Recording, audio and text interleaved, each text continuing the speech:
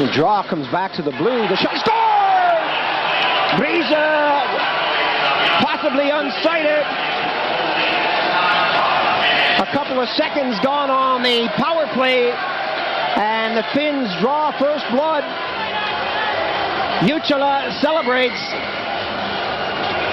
First power play, first goal, right off the draw. The puck going back to Jutila quickly. I'd have to agree, Paul. Brisa down on his knees. I'm not sure as though he had full sight of the puck.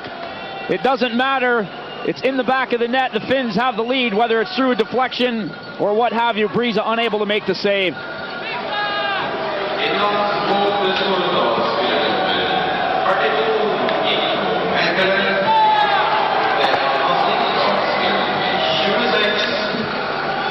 So the first goal of the competition goes to Finland. And we get set, delivered the pass. There was no one there with a red uniform on to pick it up. Jutila couldn't keep it in. Coming in quickly now, the Czechs. The backhander comes in. Mulish made the save. And Ojanen is there to collect. Ojanen starts down the right side. Flipped it up the middle. This is good stuff from Finland. Coming in. Oh, that was a pretty goal. Ojanen. Good stuff from Finland. That's number 2.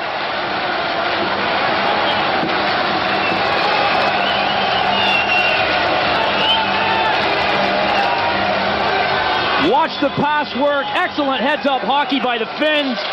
1 pass, 2. There's a third one. Open net. Great goal. The Finns with a 2-goal lead. Ojanen, all he had to do was get his stick on it. Everybody is taken out of the play. An excellent pass.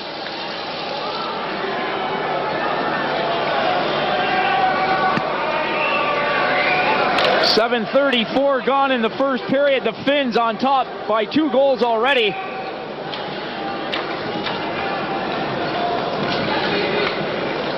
The Finns really showing the world that they can throw that puck around.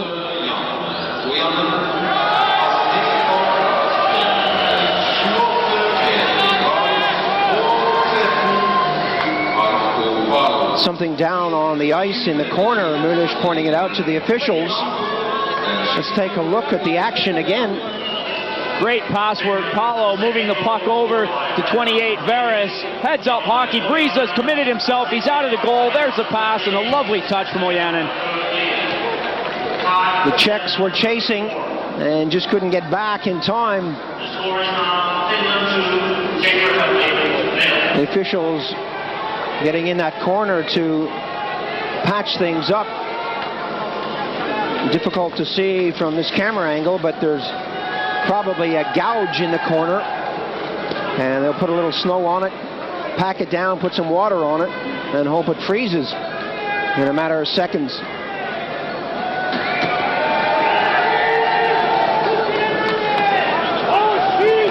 You really have to be a jack of all trades when you're kind of a number on his back. It was almost as funny as Tomoyako for the Russians coming out wearing 135. I have trouble with 1 and 2 digits. 3 would confuse me. Put a decimal point in there and I'm lost. Pass up the middle. Paulo brought down. Coming up quickly now. Kuchera feeds it up on the wing. Janecki with a chance to shoot. Looking for Serban. The shot comes in and Mulesh got a piece of that. Serban was racing up quickly. Dolezal in the corner. Taps it along the boards and the Czechs keep it in. Flipped over to the wrong side by Kuchera. Jutila has time to gather it and get it out of the zone. Varis trying to backhand that forward. That didn't work. Big shot. Kastak really got a piece of it, but again, Mulish looking sharp out there. A nice move by Kadlec. Kadlec gets it out front. They score! Kastak moved into the slot. Mulish possibly screened on the play. Finally, the Finns break down. They had the opportunity earlier to clear the zone. Jutila elected to make a long pass all the way to center. The Czechs were in the middle of a line change. There wasn't anybody on this side, their side of the center red line. They were able to collect the puck, put it back into the Finn zone, and end up getting a goal for themselves out of it. Mulish trying to get a piece of it. Kastak with all kinds of time, lets it rip, and he's got the first goal for the Czech Republic. First time you get to see that camera angle inside the net.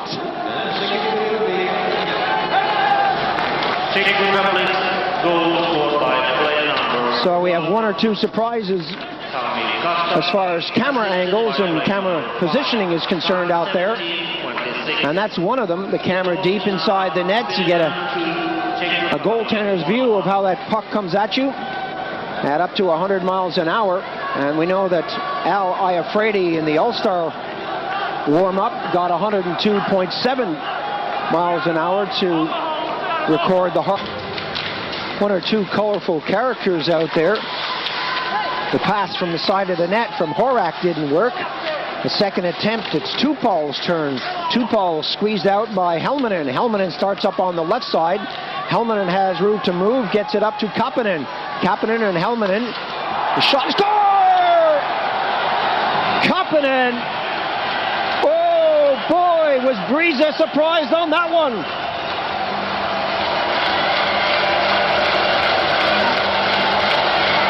Kapanen got that one away in a hurry. Breeza cleanly beaten. Kapanen is celebrating.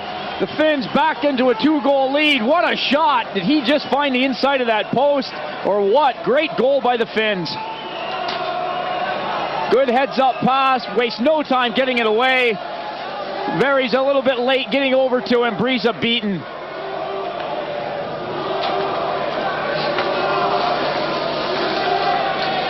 .14:32, the time of the third goal from Finland. And to come to Breeze's defense, you wouldn't expect a shot from there. Or would you? Why not shoot when you got the chance? Having said he wasn't expecting the shot, that's one thing, but that was a darn good shot as well. He picked the corner very nicely on the far side. 3-1 the score now. The Finns pop another one here in the second. That bounces nicely for the Czechs. Janecki drops it back. 21 Kuchera looking for places to go. Moving up there was Dolezal. Dolezal beaten to the puck by Jutila, and that's shot in quickly by Kikuko. Bounces to the near side to Horva. Horva feeds it along the boards, and the Czechs now desperately need to get back into this one. Kuchera, his pass out is kept in by Kikuko, but Lauken is there to come to the rescue. Makala delivers that to the near side, but the Czechs will pick it up at the blue line. Horva, his passes along the boards.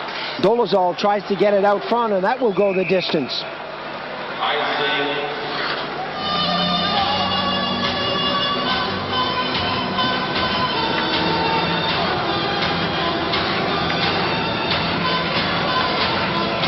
Another shot at that goal scorer, Sami Kapanen.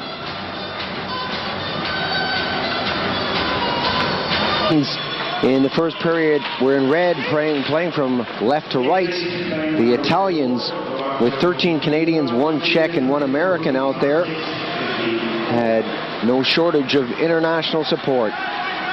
The Canadians got on the score sheet first on a power play affair, and we'll take a look at that in a moment. Players to watch out there, number 9, Korea, and of course Nedved, the Czech, who now plays for Canada wearing number 93. Korea was working hard behind the net to set it up. Nedved is positioned on the far post. The one-timer after the pass from Paul Korea, and that's the first goal for Canada. And oddly enough, it goes to a Czech who now holds a Canadian passport. Power play goal. You're absolutely right, Paul. The Czech-Canadian gets the Canadians on the scoreboard first. A good job by Paul Korea, keeping his head up, taking a look. This guy is known for his playmaking ability. He's made comments, and he's very pleased at the chance to play with Peter Nedved, who certainly can put the puck in the goal. Nedved lets this one go on a one-timer, cleanly beating the Italian goalkeeper. 1-0 for the Canadians. 7:32 the time of the goal, and it just took a few minutes for the Italians to reply.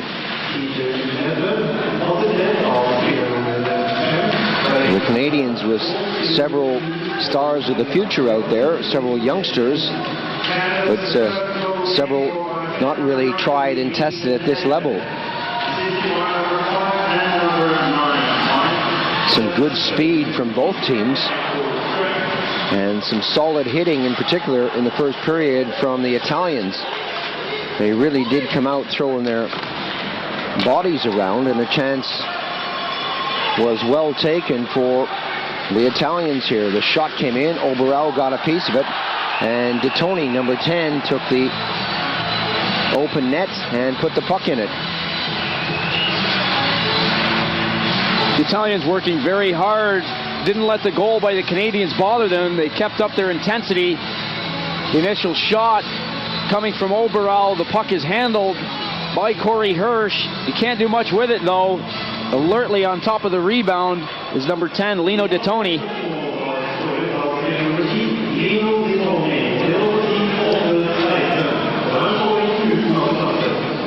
8:16 the time of that goal, and that leveled the score. And for quite a while it was a seesaw battle. Then, right near the end of the period, the Canadians struck again.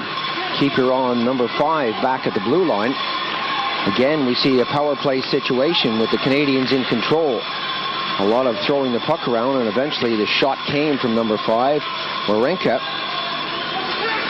And he hit the back of the net. One-timer. And that's all they needed, and that's the way the period ended. Not a very nice one for the goaltender. The puck appeared to go off Zerillo's skate on its way into the net. Brad Warenka doesn't mind it very much. He's got the goal to put the Canadians back out in front very late in the first period. Korea moving the puck around. Warenka letting the shot go. It's deflected. The Italians are beaten for the second time, 2-1. That's the way it ends after 20 minutes of play. Warenka getting it away from the blue line quickly. Tough break there, as you said, Richard, for the Italian goaltender. Who just doesn't stop working. He's a guy to watch for the Italians. He seems to improve with age, too, Topatig. He gained some maturity over the months. Tapped away there by Detoni, the goal scorer in the first period for the Italians. Detoni gets it back, and the Canadians keep it in. Tap right in front of the shot. Score! Wally Schreiber, who knows all about European hockey, makes it 3 for the Canadians. Schreiber, who's played hockey in Germany, makes the most of this shot in the slot, gets it away quickly. Canadians controlling the puck at the blue line. Schreiber stops it, lets it go. Goaltender looks screened on the play to me. Good patience exhibited at the blue line by Mayer. Pass going through to Schreiber. Schreiber delivering the third goal for Canada.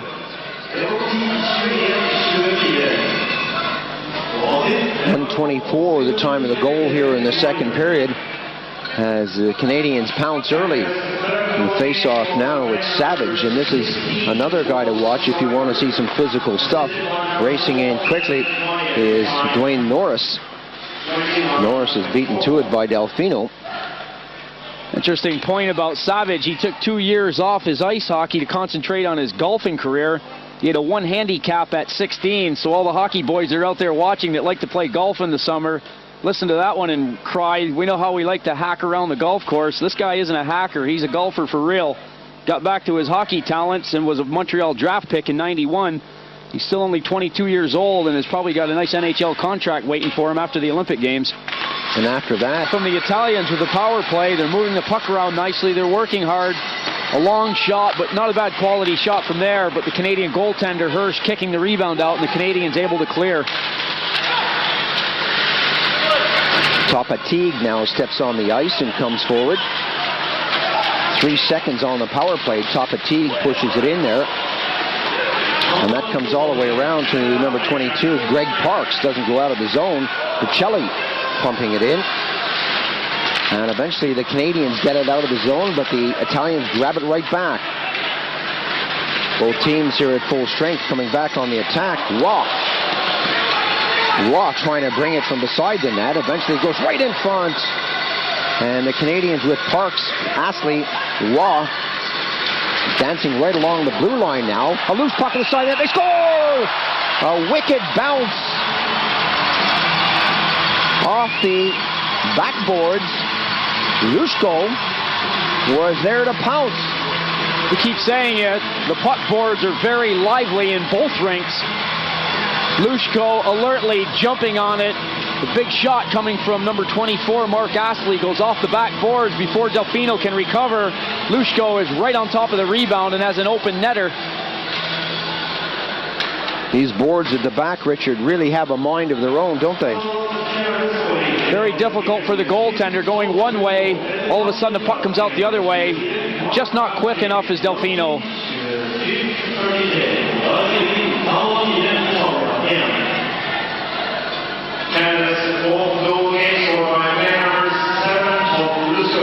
Four to 1 the score now, 7:43 gone in the second period, and they'll do that face-off again. And the Canadians extending their lead. With the young team looking to build as they go on in this one.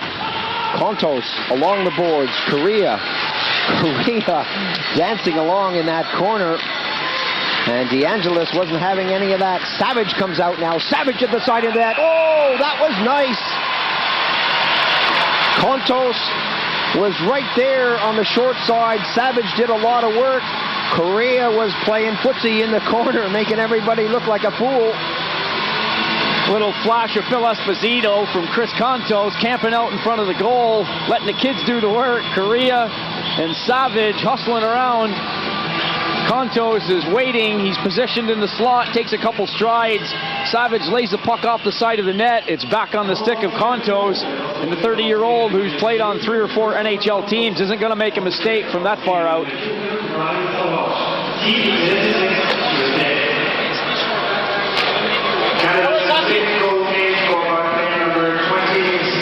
So Kontos getting official credit for that one. 5-1 the score at 16:23 of the second period, and this is becoming a rout. The Canadians extending their lead and really don't look to be in trouble in this period, and they haven't looked. Orlando forcing the Canadians there, causing that pass to be a bad one. Johnson gets it up to Nedved. Schreiber moves in behind the goal in Canada with Astley trying to get it back to Nedved. Astley elects to go the other way, and Canada still with the power play. The shot comes in, and the Italians were always going to grab that. 2 seconds on the power play, and they're back at full strength. Big shot as Hirsch went down, and that bounces all the way back to the blue. And the Italians somehow keep it in the zone. Oberau looking for Gaetano. Gaetano flips it up. 5-1, confirmation of the scoreline. The Italians really haven't threatened the goal for a long time out there. Pablu gets it out front. That comes back to the blue line. The shot that comes in is a weak one. That deflected away, and Warenko gets it to Nedved. Nedved hits the blue line. Korea is back. The shot comes in. They score! Well, Nedved had several options there. He looked at Korea. Kontos was there too. And that's the option he went with. Delfino once again picking himself up off the ice. Peter Nedved hits the blue line, takes a look. He's got Korea cruising behind him. Elects to go to the right wing where he's got a left-hand shot in Chris Kontos. He delivers the goods, his second goal of the period. The Canadians out in front by 5 now, 6-1. 21 seconds to play in the second period. A commanding lead now by the Canadians. Well, it's always nice for a top team to long. Canada now back on the attack. Some good defensive moves by the Italians, but they really can't hang on to the puck for that long. Tapatig got it over to Orlando, and that goes to a man without a stick. Well, you can talk us through that one. I'm just going to tell you quickly, that was a great play by Turcelli. He played that one like he belonged on AC Milan Football Club. The pass came to him. That's the last place he wanted it, near the front of his own goal. He did a good job of booting it out of the zone. Waugh in the corner. Waugh feeds it back in. They're looking for the 1-2-3, and that didn't work with Schreiber positioned out front. A chance now for Tapatig. Tapatig breaks right through. The tip is there, and Hirsch goes down. And a lot of players in the crease. The goal in the back of the puck rather in the back of the net, but we had a couple of Italians in the crease with Hirsch down. Not the prettiest goal we're going to see in this competition. Fatigue, who plays the game like a kamikaze. He just kind of runs around. He has good offensive skills, but he's not shy about sticking his nose in. Takes a dive for the puck, decides to finish off Hirsch while he's at it, gets up to his knees, sticks the shoulder in. Gates Orlando very calmly comes into the picture and directs a backhander into the open net, and the Italians have their second goal. Look at Fatigue taking Hirsch with him, bodies flying around. Good patience by Orlando. He puts the puck away. 7:13, the time of that goal. And the Italians close the gap just a little bit. Oberau back deep for the Italians. Oberau feeds it up onto the left wing. Figliuzzi starts up through center. Figliuzzi trying to do it all on his own, and from time to time they're breaking through the defensemen. The Canadians perhaps taking this one a little lightly defensively here in the third period. They know that the game is theirs. And that's number 7. Well, what did I say? They're taking it lightly and they score a goal. Smiling face from Peter Nedved once again. This line is dangerous. They work the puck around so nicely. The Italians with a good spell for themselves, going forward, getting through the Canadian defense. The play breaks down. The Canadians turn it the other way. And surprise, there's the pass. Nedved involved in the play, snaps it home. Paul Correa laying it off, eyes in the back of his head. We keep saying that about the kid, but what a pass. Quick shot, Rosati beaten by Nedved. 5 minutes and 2 seconds remaining on the game. 7-2 now the score. Well and truly in the bag for the Canadians. It's just how they can improve on it. Seems to be the big question. Coming up now, Aucoin. And Rosati goes down and makes the save.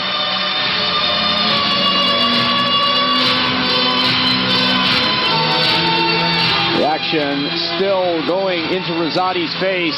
Delfino probably very happy to be sitting on the bench right now watching this rather than having to be facing it. He saw his share of it for 40 minutes. Another look at the play as it came over the blue line. The Italian defense a little guilty of backing off too far. Nedved, 2 goals and 1 assist in this game. He's off to a nice start for the Canadians. His dispute with the Vancouver Canucks has brought him here. He's got a nice sponsorship package that seems to pay for the drinks after Mullen was getting in front of the nets.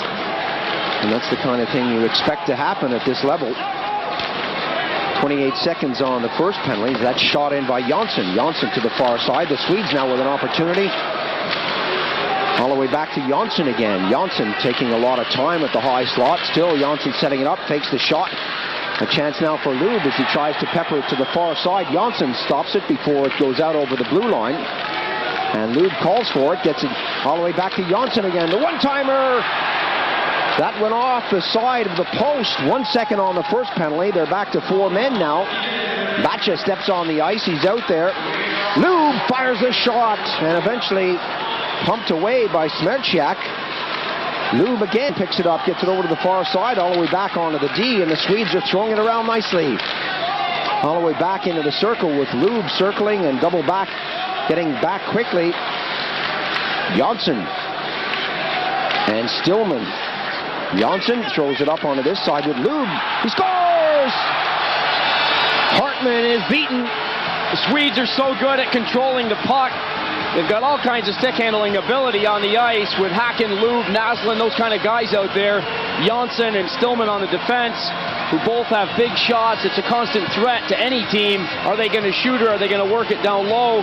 Hacken, Lube takes the puck at the circle, picks his spot, goes right between the legs of the goaltender, and the Swedes have the first goal of this game.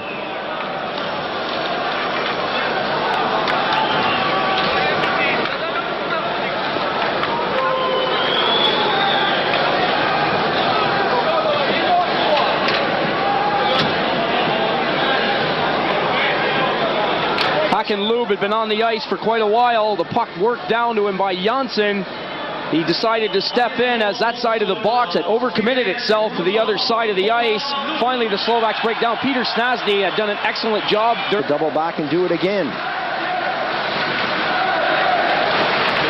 Svella head manning the puck nicely, but the Swedes are doing a great job of breaking down the play in the neutral zone. Janosch handed that one off. And again, we see a breakup just before it hits the red line. 21 is Forsberg. Forsberg trying to tip it through. And we see a lot of play now in the Slovak zone. Smerdak with Svella. Svella gets away from one man. Good pass right up the middle, and this is better. Coming out now is Kolnick. Kolnick goes in right in front. Oh, good play. Janosch and Kolnick combining.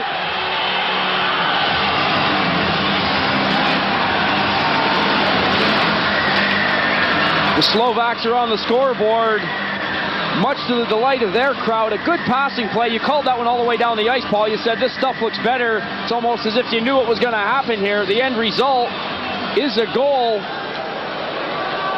The Slovaks coming to the goal at one point or another. The defense has to make a decision. The shot is taken. The end result, a goal. That's all that matters for the Slovaks. Elgatsen trying to dive across the front of the net. Wasn't ever going to be on time. Janosch with the first goal for the Slovaks.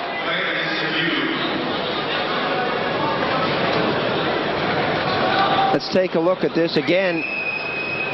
It started out nicely from their own zone. It came all the way down the ice. It appeared to go off the right leg of Janosch. It doesn't matter. It is a goal. The referee is confronting with people upstairs to see, did it actually go in off a skate? Was it directed off a skate?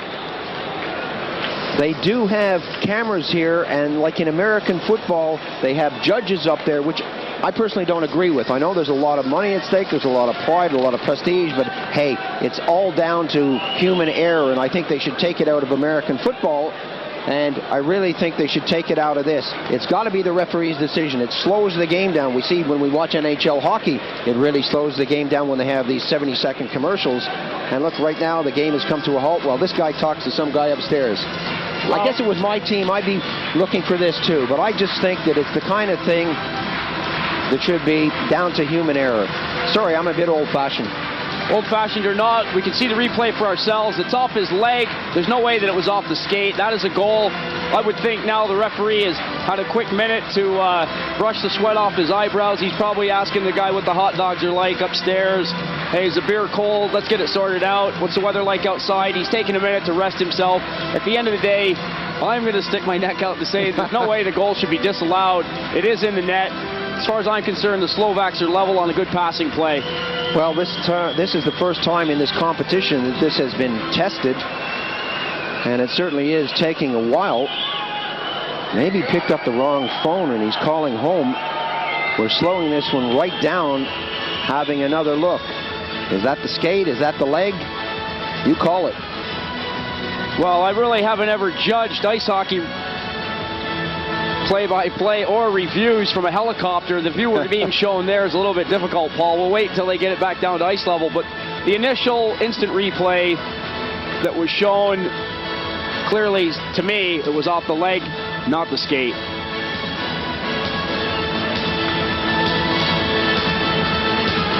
Kevin Munch, a Canadian referee, possibly trying to find the guy who's supposed to make the decision.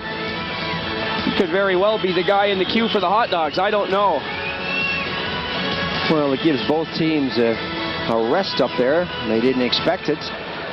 But this is turning into a fine game. The Slovaks have quickly brought themselves back into it. If this is allowed to stand, Hakanlund picking up the first goal of the game on a power play with a nice pass over from Jonsson. And on this occasion, my co-commentator, Richard Beaupre, is saying that Janosch should be given credit for that goal.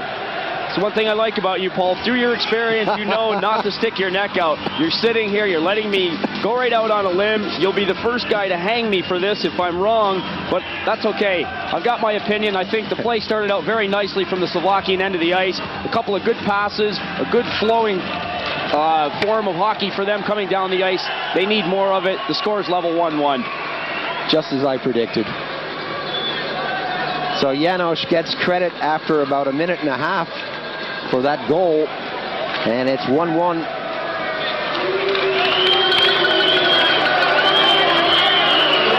11:51 gone in the first period, and I still don't know if I agree with that. I really don't want to see the game delayed. I know that long commercial breaks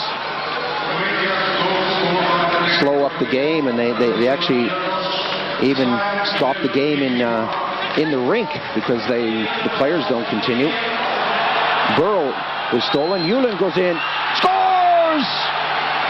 Patrick Yulin, as Burrow went down the ice, he was poke checked, and Yulin now makes it 2-1. That's exactly the thing that the Slovaks didn't need. They've come back, they've leveled the score. A defensive lapse on their part. Their forwards gone off to the races looking for the pass. In the meantime, the Swedes are quick and they are slick. The puck is stripped off the defenseman. Yulin finds himself in on the goalie alone, and he buries the second goal. Patrick Yulin with all kinds of time, not a blue shirt in sight as he goes for the net. He has the go-ahead goal for Sweden. 12-14, they start forming our opinions, but right now it's live action from Lillehammer. In the second period, the Swedes playing from left to right, and as I said, leading 2-1. Bacha pumps that through, and a chance early days. The score! Hasek! Oh, just a handful of seconds on the clock.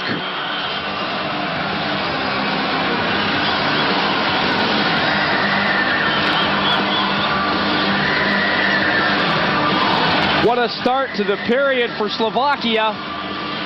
They came out quickly, established themselves straight away. Whatever was said to the players between the periods, it has worked, accidentally or on purpose.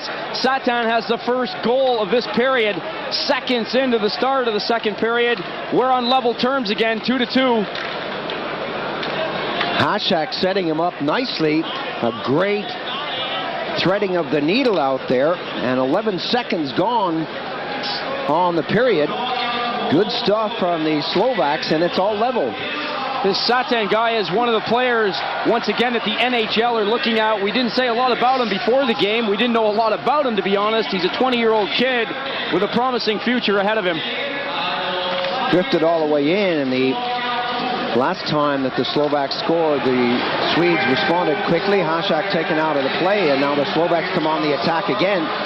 Moving in quickly is Konsek. Going to be a penalty on the play. Shot all the way around to the far side, and it's going to go against the Swedes as the Slovaks pull their goalie. Hartman is out. They've got an extra attacker on the ice, and as soon as the Swedes touch the puck, the whistle will blow eventually. There it is, and holding is the call. Swedes seem to be a little bit too relaxed at this point. A 2-1 lead after 20 minutes of play. That has been rubbed out. The score is level, and Berglund finds himself in the penalty box. The first opportunity for us to have a look at the Slovakian power play. Berglund being called for holding. We haven't played a full minute yet in the second period. We've seen one goal and one penalty already. It's all action. 54 seconds gone on the clock, holding the stick. The call. Let's see if we can pick up this move earlier on by Satan. He brought it on to the forehand side, and waiting for the change of personnel for the Swedes. Long pass is a good one into neutral ice territory. Big shot well wide of the target. And the Swedes with Bergqvist letting it fly out there. Now it's a chance to score! Whoa, that's an important goal for this guy. It means so much to him. Peter Stastny let go the big shot. A moment ago, it was the Swedes having a pop at goal. How many times has Stastny done that in his career? Doing his best not to show any emotion. You know, inside, this guy is eating it right up. He loves it. The leader of this team lets it rip very quickly. Something that a lot of people have seen him do in the NHL. Gets the shot away. It seems to totally fool Elgatsen, and the Slovaks are in the lead 3-2.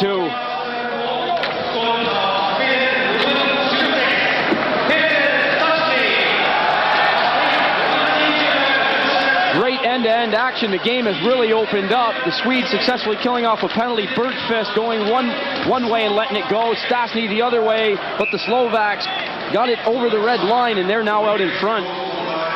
3-2 the score. take a look at Stasny winding up, letting the shot go, and that went off the blocker. Algotsson well out of his net to cut down the angle. Now he manages to smile. Back to Thomas Jonsson. Long pass up the middle. And Bergqvist looking for Hansen. Hansen gathers that at the blue.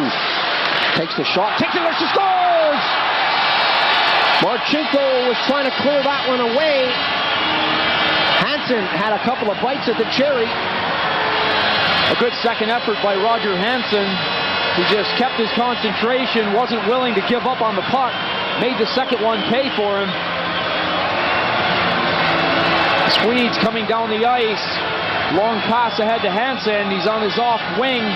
Comes back into the center and collects the return. Lets the first shot go, number 6. Marchenko blocks the first shot. Attempts to take Hansen out of the play, but the rebound is off the stick of Hansen and into the goal. Hansen driving it past Hartman. Perhaps Hartman was partially screened on that as Marchenko cut across in front of him.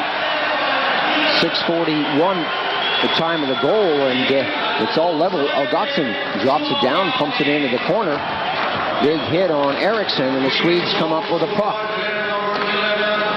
Stopped at the blue line. Johansson has to go deep. He throws it back, and the Swedes now try it again. Berglund races up the far side. Naslund shakes off a hook, and Hartman comes up with the save, and we'll have another face-off in Slovak territory. Well, that makes one or two people on this bench a little happier.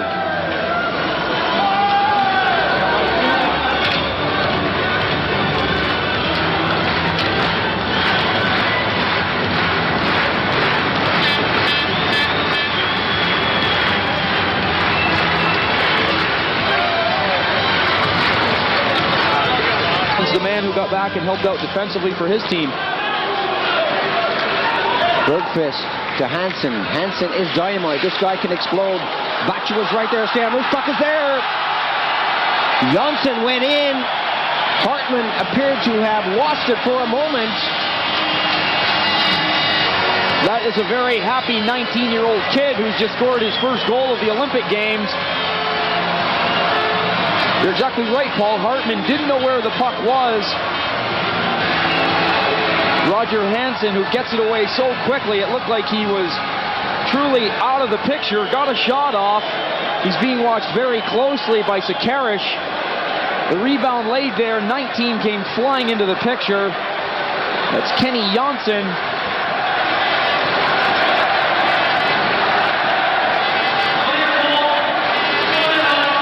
That one has to be down to the goaltender. You got to grab those, boy. Jonsson is happy. 4-3 the scoreline now as Johansson is dumped along the far side. Sakaric muscles with Johansson and then gets a little support.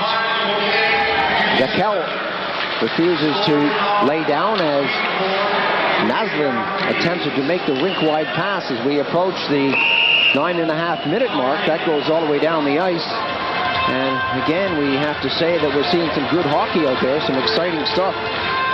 We saw a great game yesterday when the Finns played the Czechs and came up with a victory. The Russian-Norway game is always going to be predicted. And the Germans struggled with Austria. But this one, well, we thought that the Swedes would walk away with it. The Slovaks a bit of an unknown quantity out there. They have several key players who used to play with the Czechs. Woodmark gets some attention from the medical staff. Trying to clear the cobwebs. He'll tighten his bolts back down, and we'll see him in his next shift on the ice. I'm sure of that. Hašak's still out there. Shot. Algotsson went down. It didn't come the distance. Picked up by Kolnick. Kolnick running out of spaces to go. A one-timer. Oh! That was good. That was nice. What a drive to level the score at 4. Celebrations on the Slovakian bench, and why not? We keep mentioning Otto Hašak. This guy just doesn't stop working. The legs are going. His head is up. He slides the puck across. That shot is drilled into the back of the net. Take another look as Hastak works the puck around. 22 is waiting. He's pumped right up. Konsak gets all of it.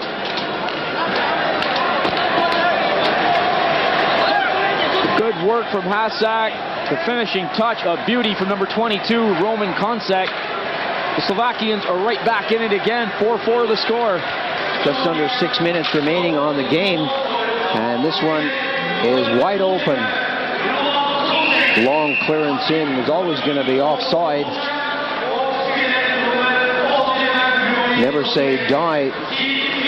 It seems to be the Slovaks' attitude out there. They really have come back a couple of times.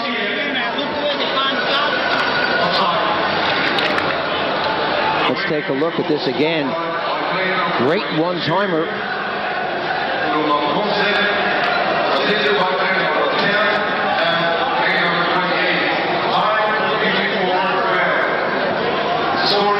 Face-off in the neutral ice zone. Petrovitsky drops way back, less than a minute on the power play as the Finns come up over the blue. Makala, look at the number of red shirts on that blue line. Nikolitin, a great job of poke checking it, dumped out over the red. Thrown in quickly by Jutala. A chance now on the backhand side. Ojanen went in and was spun around. Calling it on this side is Stromberg. He wants it. It doesn't come his way. Makala moves into the circle. The pass is still held on. Now Makala has it. Makala delivers that back to the top of the circle. Jutala's back on the blue line. Jutala lets the wrist shot go. All he's doing is directing the puck in there. He's not looking to score a goal. Nikolitin tries to get it out. Jutala is there to stop it. Ojanen back on the blue line, but that's kept in nicely by Stromberg. Ojanen moves in. Ojanen behind the net, working with Helmanen. And Nikolitin got a piece of it, and this time with no seconds on the penalty, they get it down the ice. The Russians back at full strength after that penalty to the goaltender. Jutala will flip it in and go for a break. Lehtinen shakes off one check. Lehtinen on the back, he scores! Great effort from Lehtinen. The Russians having successfully killed off the penalty. Nikolitin doing an excellent job at that. Going to the bench for a change. Some fresh legs out there. The Russians find themselves short in their own corner. Number 20, Lehtinen, goes for a walk. He's got Varitsky beat along the boards coming out. Keeps going into the slot area. Directs a backhander. Past Zuyev for the first goal of this game. The Finns out in front. A lot of traffic in front of that goaltender. The goal stands, and congratulations all round for Lehtinen. 14:59 the time of the goal. First blood to the Finns. It was that little 5'9" QIWI around the front of the net, creating a screen in front of Zuyev. And it really has been one-way traffic. The Finns dominating this first period. Still a long way to go in this game. Gusmanov avoids a check in there. Letter is able to get it over to the far corner, and once again the Finns get out of the zone and come down the ice. Ojanen couldn't hang on to it, but Lehtinen takes the shot. Letterer rather takes the shot, and Zuyev steers it away. Both teams very explosive just after the goal. Gusmanov races down the ice, loses the puck, and back come the Finns. Another look at Lettinen's goal. It's a good one for the kids to watch. He just kept the legs going as he came away from the boards. He left Varitsky standing still. Varitsky trying to hack and whack at him. He also stayed on the backhand too. A lot of kids would have turned around and possibly taken the big shot on the forehand. Kids, 5-1. The Finns over the Czechs 3-1. They're both looking to continue that winning streak. Kiprusov drops it away from Gusmanov. Kiprusov on the far side now. Up to the blue, long pass up the middle. Peltonen trying to get it out front.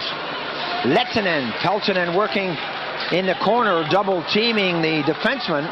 And they're providing all sorts of headaches, kept in nicely by QIWI. Peltonen, QIWI. Koivu back to the blue, back to Koivu, but that went behind him, went into the corner.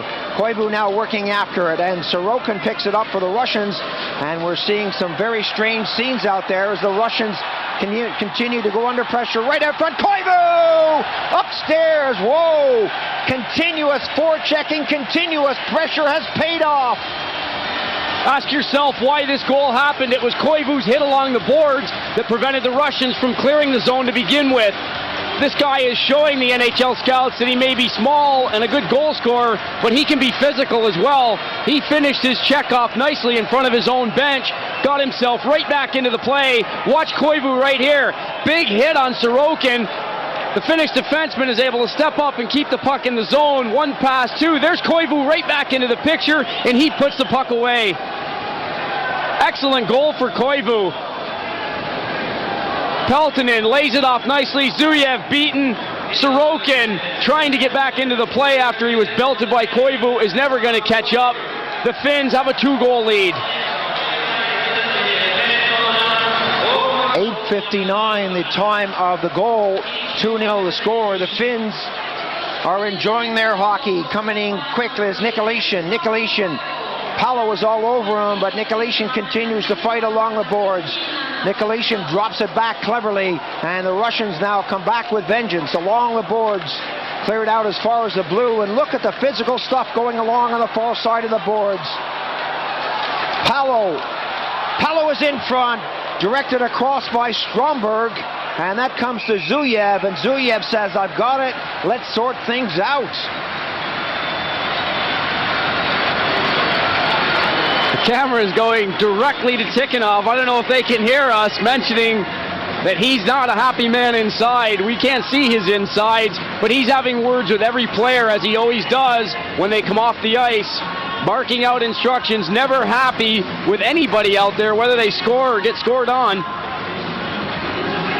Well, he has reason to be unhappy at this point. It's right back into the play. The Finns coming down with 3 strong all the time, taking it right to the Russians.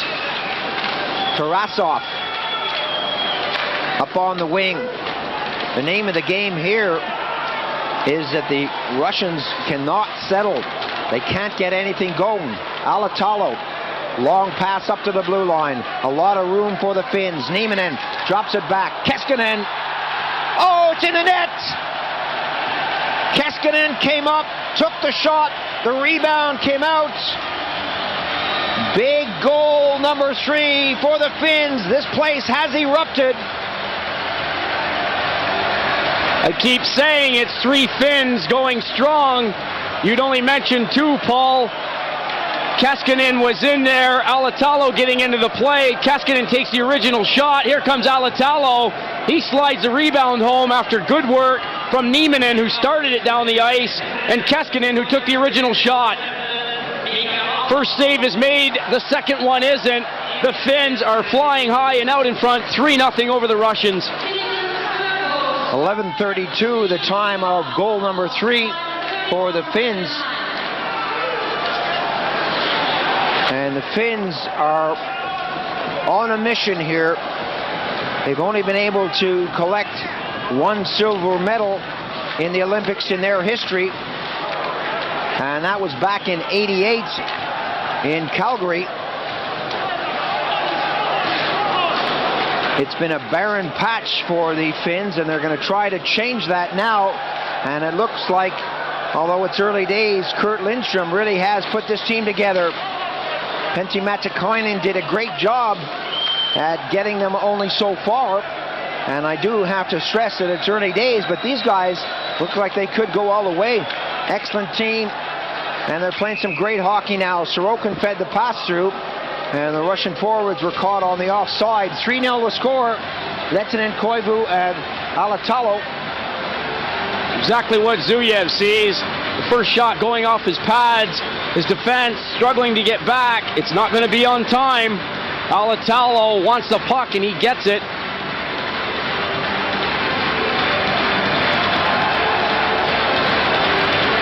Well, I don't know what the coach for Finland has given these guys before a game.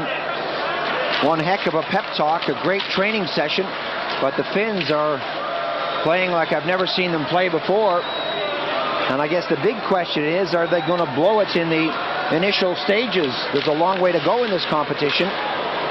It appears that they're going for gold now, but remember, the top 4 out of the 6 teams in each group will qualify, and they'll play off. So the top of Group A plays the 4th place team in Group B, and so on. And that's when it starts to get interesting. Puck on the edge, and here comes 13, Palo. Palo goes in hard. Palo, a great mover in the corners, unable to hold that one in, and the Finns go back in numbers with Virta bringing it up. Virta hits his own blue, comes up to the red, comes up to the blue. Virta moving with Ojanen. Ojanen is hooked and hauled. Davidov on the far side can't get a handle on it. Davidov, a big chop. Still can't get a handle on it. Davidov, oh, that's in the net! Davidov missed his check all the way from the corner. Makela and Ojanen, all-star stuff. Nifty, patient stick work from Makela, the big guy, setting the play up nicely. You were going on and on about the hacking and whacking from the Russians. It just wasn't enough, was it, though? Ojanen fighting it all off, getting himself back into position to get the puck and burying a nice goal for himself. Ojanen concentrating on that bouncing puck, beating Zuyev on the backhand. A nice assist from Makela.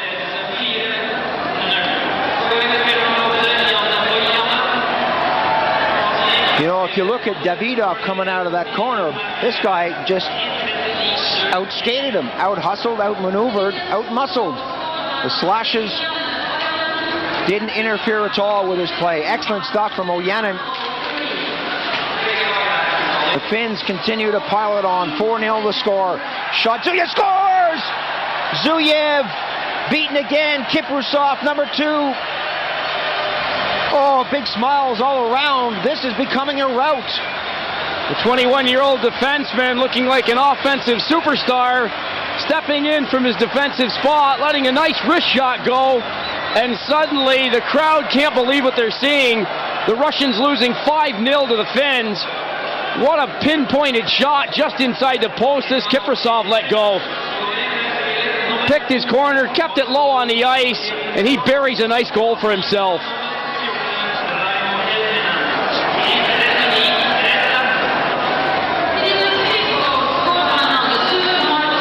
1913 was the time that the goal was scored.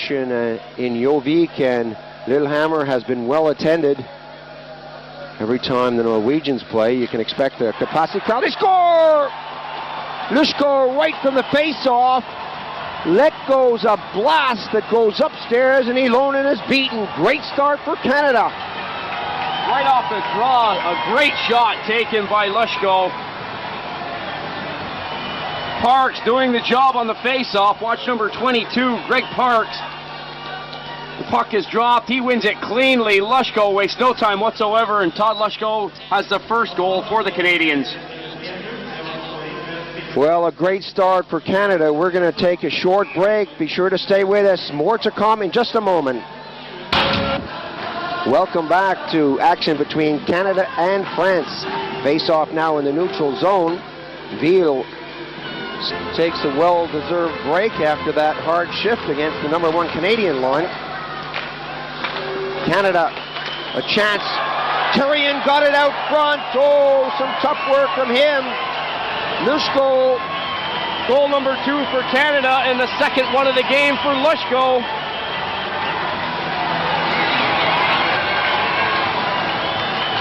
Playing the face-offs tough, the Canadians make it work for them.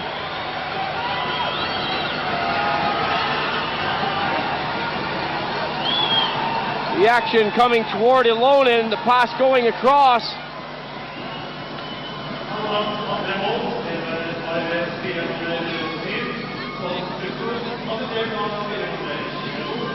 Lushko with the goal.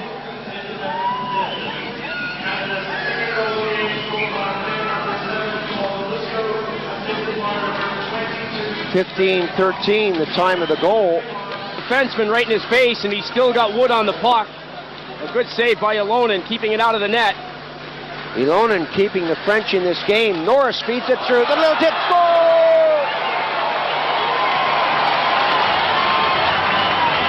That is a beauty.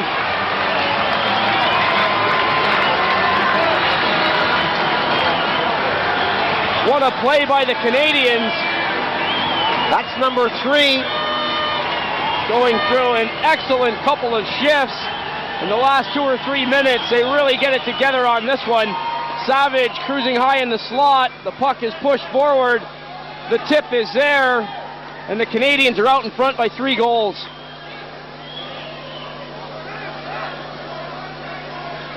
Ilonen unable to stop. Had really gotten his money's worth on the shift in general by hacking Pajankowski, tying him up, holding him, and then giving him an elbow as well. Joseph unable to break that one down. Hirsch stands his ground. Joseph is out on the hash marks now, picks it up. Norris is working with him. The 2 Canadians speeding down the ice. 2-on-2. Joseph trying to get around the mark, and that didn't work.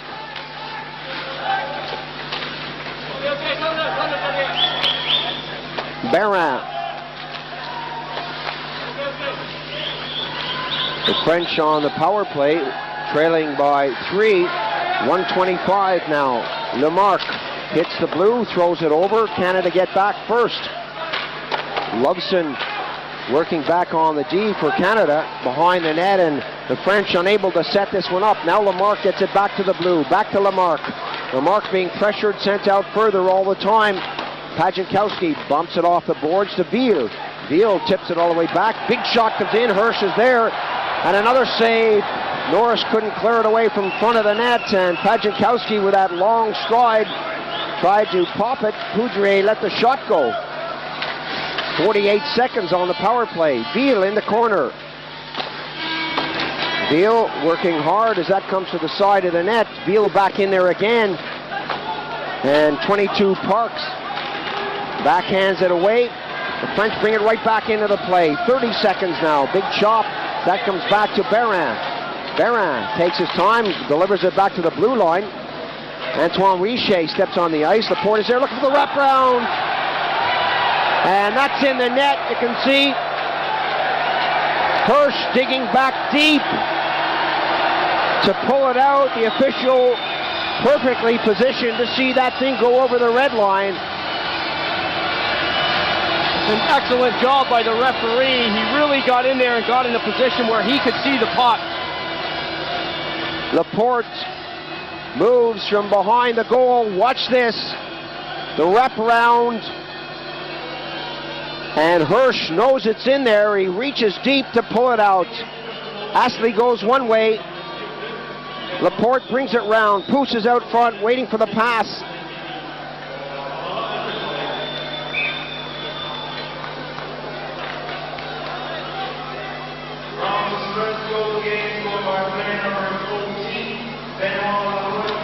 .239 the time of the goal. A good start for the French here in the third period. Into action from day 4 at the Winter Olympics. The first period is over, so we're taking a look at the highlights of this game between the USA and the Slovak Republic. The Americans struck first. Lazaro let go a slap shot on the left wing, and that makes it 1-0 at 10:23. A power play goal for the Americans. And it really was a fast, furious first period. Both teams going up and down the ice at an incredible pace. Lazaro, the speedy left winger who played hockey with the Ottawa Senators for most of last season, lets this one go, and he puts the U.S. on the scoreboard first. Hartman in goal for Slovakia, and Garth Snow, the Quebec draft pick, is between the pipes for the Americans. It really was a physical period. Excellent passing from the Slovaks, as you would expect. Kolnick comes in and lets the shot go. Snow perhaps not really set on this one. He fell down on the pads. The puck went underneath. 13:55 gone in the period, and it's level. The Slovaks, with their own job of moving the puck around nicely, come down, work it around. It ends up on the stick of Ludmila Kolnick, who makes no mistake. A good shot for him. This is where you can see the goaltender. The camera moves over. Keep your eye on the stick. There must have been a hole in it. Pads not together. And Kolnick collects his first goal of the game. Lots of action at both ends of the rink, as we said on the period. 1-1 the score. And the Slovaks are staying with the big guns. They stayed with the Swedes all the way in the first game, 4-4. And now they're with the Americans. Last minute of play, shot off the boards. That comes out front, and Batcha comes up with it. Up on the wing. Coming back into play is Stasny. Stasny can work wonders with it. Stasny puts it in there. Palfi is there. Palfi taken out of the play. Stasny moves in along with 29, Dano. Palfi, Dano, and Stasny. Stasny now going around, scores! Whoa, Snow went out to get him, and Stasny said, look what I got.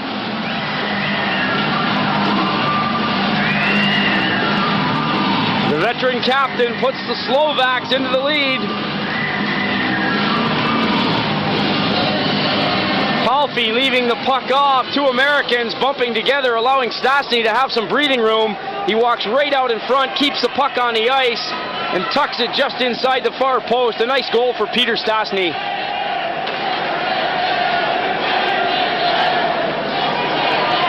Lovely little move by Palfi. He laid it off. It confused the Americans totally as they found themselves running into each other. 1924, the time of the goals.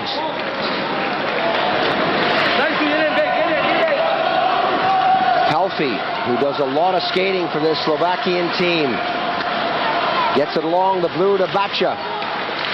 Spella fakes the shot. Spella lets it go. That hit a defenseman. Another one, they score! Hauer and Hasak had just returned to the ice. Martin had a minute left on his penalty. The Slovakians have taken the lead. The Americans trying to get it set up. 5-on-4 now. Big shot coming from the blue line. The first attempt is blocked. The second one isn't.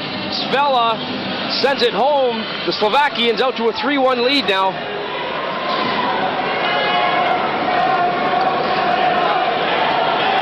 Never say die. Spella gets another bite of the cherry. Power play goal at 6:58.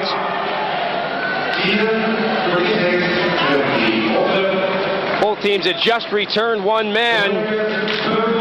Martin was still in the box. Marchant, Batcha comes all the way back to the blue.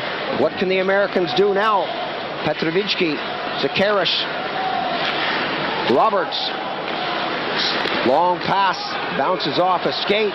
Sacco, still with Sacco. Fanned on the first one. Roberts has a chance to shoot, throws it to the far side. And some good stuff from Spella. Beaufait unable to get the shot beyond Spella. Spella again, the tip there. Chiavaglia positioned on that post. Spella went down, and this time he was beaten. Chiavaglia was there to beat Hartman. It's been a long time coming, but we'll see what this goal can do for the Americans. The puck moved around nicely, 4-on-3. Chiavaglia in front of the goal. Does a nice job of just getting his stick on it. The Americans in a diamond situation. 1-2-1. The touch is there from Chiavaglia.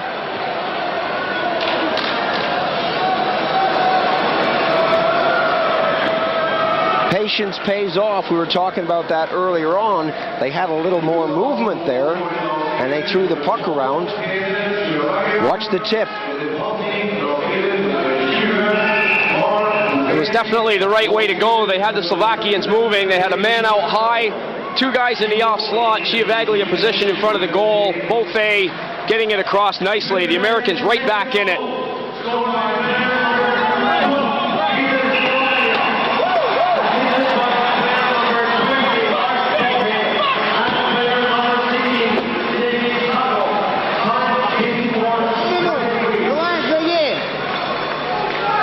Karov is having words with the timekeeper.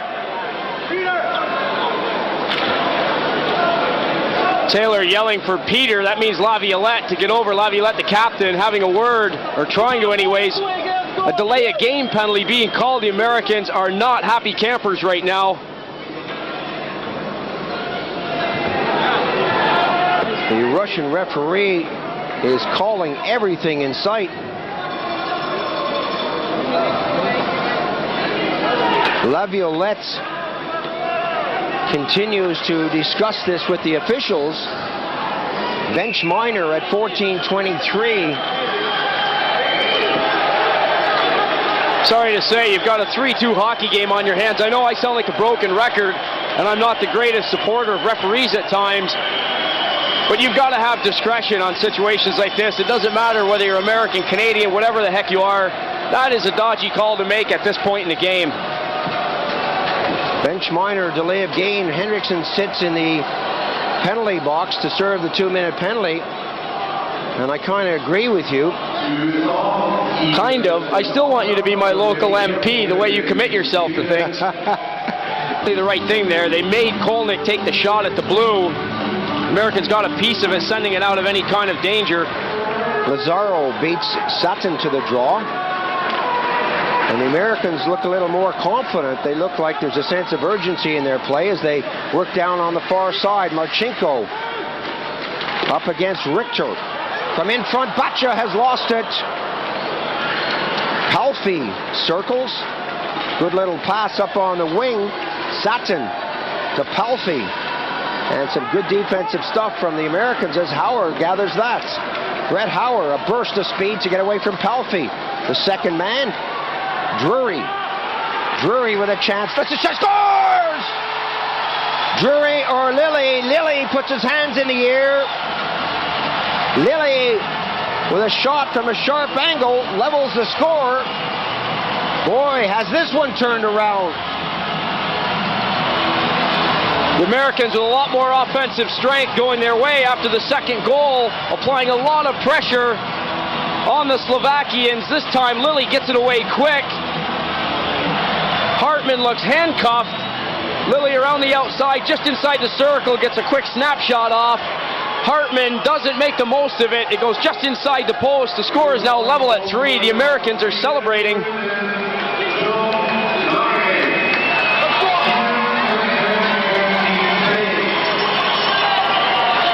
.53. A lot of time remaining in this one. Penalties playing a major role out there. Because of the major penalty to Stasny, the Slovak, with some physical stuff from both teams in the first 3 minutes. Crowley slows it down. The Americans complete their line change. Back on the attack is 14 Johnson. With Johnson on each team out there as Schlegel has problems in the corner. Schlegel drops it in and gets a return pass from Norris. Schlegel, a little flip up is too far for everyone on the Canadian team, and that's thrown right back into the zone. Canada right in front of Hirsch. Get that right up the middle. The pass over the red line rather. And the Americans getting in strong with Savage doing the damage. Norris goes in, backhander upstairs! Canadians strike first. Ryan Savage doing a good job of keeping the puck in at the blue line. Wayne Norris, all by himself, lays the backhander nicely upstairs for goal number 1. The Americans unable to clear as Savage, with a good heads-up play, sees Norris going to the net. Goes forehand to backhand. Garth Snow is beaten, and Canada are on the scoreboard.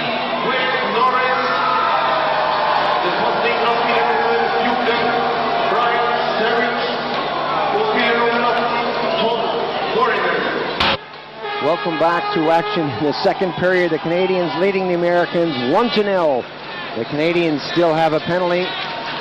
Brad Wawrinka is in there. To come back on the ice with 1 minute and 3 seconds gone in the second period, unless the Americans score before that. The Americans came so close to scoring with that man there, number 12, Chiavaglia, camped out in the crease. He got a touch, but just couldn't put it over the line. 45 seconds to go now on the power play. The Americans playing from left to right. Pump it into the zone. Hirsch goes out to get the touch. Goes all the way around to Greg Johnson. Johnson muscles along the boards. Ralston is there with QIWI. And the Canadians running a little interference, get as far as the hash marks. Schlegel gets it out. And Snow comes way out of his net. Thinks twice and drops it back. Just a few seconds now. Ralston, his power play has almost been killed off. Ralston gets it over on the left wing. Going in quickly is Loveson. Along the boards, Canada back as far as the blue. Roberts fell down, got the pass over. 1 second on the power play, right in front, open net. Ralston puts his hands in the air. The side of the net was wide open.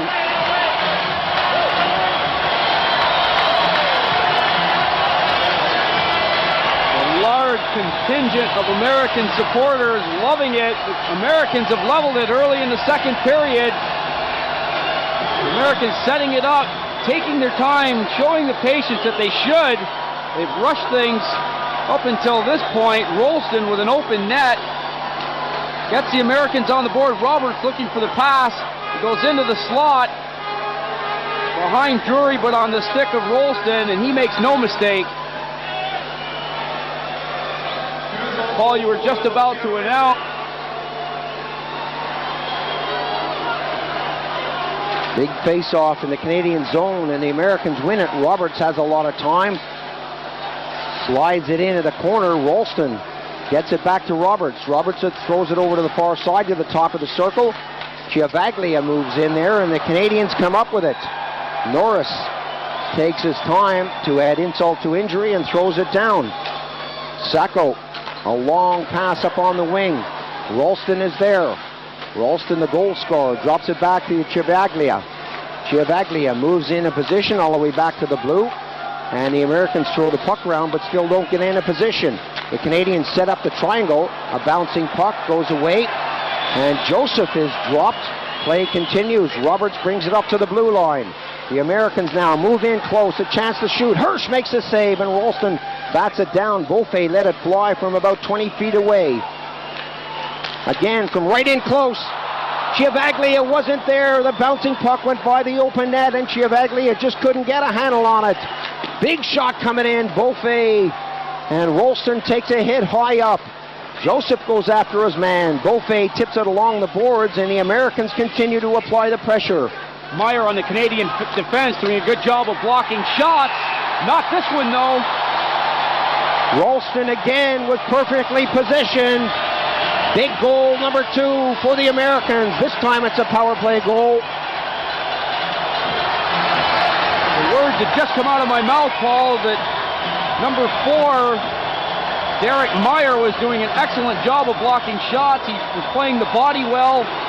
Couldn't get his stick in the way. The passing lane was open. Ralston camped out in the slot. The pass is there off the stick of Beaufait. Ralston sends it home for his second goal of the game.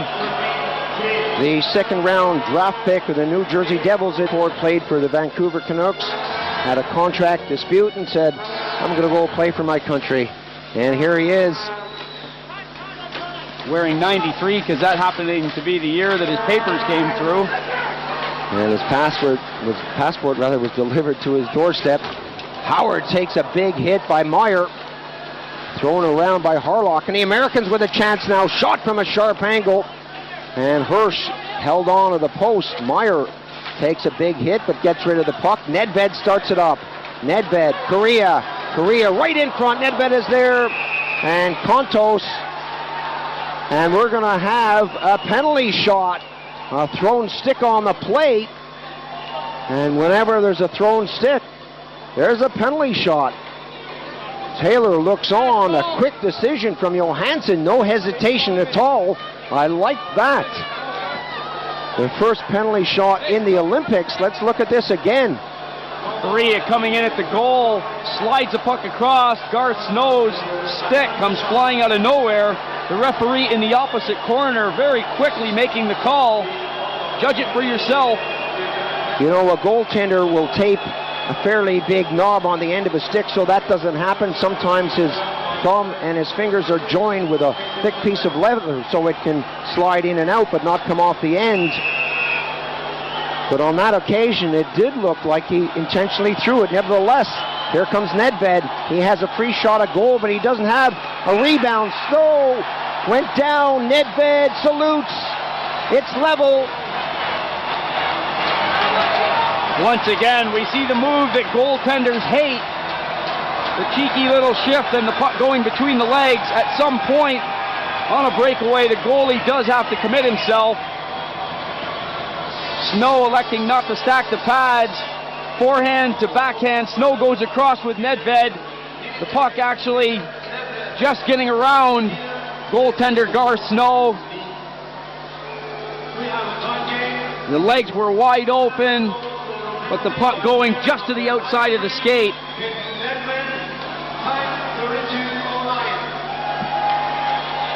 12:09, the time of the goal by Nedved, and Snow will want to explain that one to Tim Taylor a little later on, I'm sure.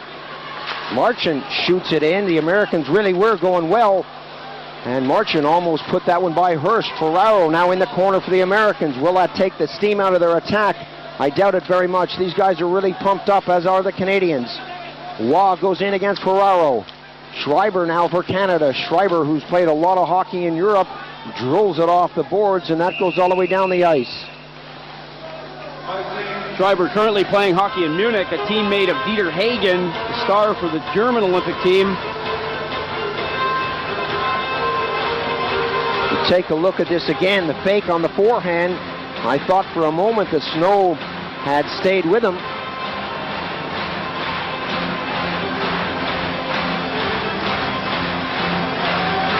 Excellent move by Nedved.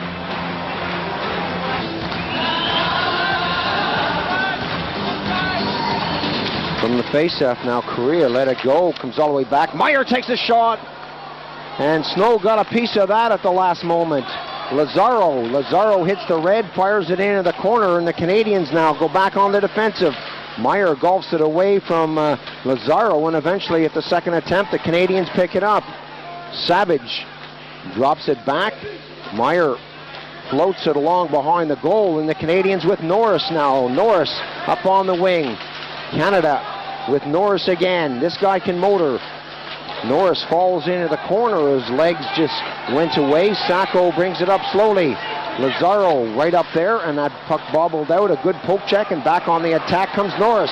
Norris, big shot, scores! Second goal of the game for Norris. A nice shot by Norris, but Gar Snow just wasn't quite set for that. Snow, with a shake of the head in the net, would like to have another crack at that one.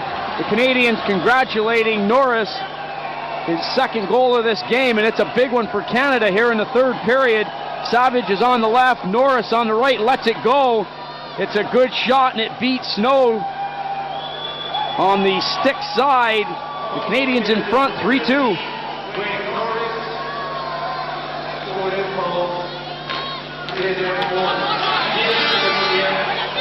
Another quick goal. An extra attacker, and now they have two extra attackers. And Tim Taylor is not happy with the positioning of this face-off. The incident occurred inside the zone. Beaufait hits the red line. The Americans take it over. Working quickly in there is Chivaglia. Chivaglia throws it along to Marchant. Marchant all the way back to the blue line. They don't have a lot of time. From close in, Hurst, they score! Whoa, big goal by the Americans. They set it up so nicely with a two-man advantage, and it's 3-3. Taylor electing to keep the guys on the ice that are quick. Chivaglia and Marchant getting the puck deep into the Canadian zone. Are they ever happy? And why not? 3 games, 3 comebacks. This one isn't over yet. But they've got the tying goal. Todd Marchant, number 23, keeping it low and putting the Americans on level terms with Canada. What a comeback for the Americans. They were angry about the positioning of that face-off. Nevertheless, the draw came their way. They took it over the blue line, took their time, and set it up. And if I ever had a better opportunity to throw my alma mater in here, Todd Marchant is a Clarkson boy. I'm going to say that again, Paul, just to annoy you. Get it out front. Benda goes in hard, and the Russians now go on the defensive. Benda circles in the corner. That bobbles out. Almost a 2-on-1 break for the Russians as Nikolishin just couldn't tap that forward, working up with Denisov. A bouncing puck, and Nikolishin slows it down. Both teams again going for a change out there. Nikolishin winds up, takes the shot, and that misses the far post. Jason Meyer unable to get it out of the zone. And the Germans again with a quick change. Now they seem to have settled things down, and Meyer taps it up. Almost a quick break there. Hagen breaking through. He was dropped down all the way back to the blue. Shot comes in. A backhander. It's in the net. Trunchka from an impossible angle opens his account.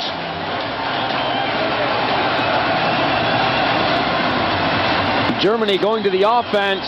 Hagen getting pulled down as he went through on the original play. It was a nice pass fed through for him. The Germans maintain the pressure. Trunchka prevailing in the end. Shot coming from the blue.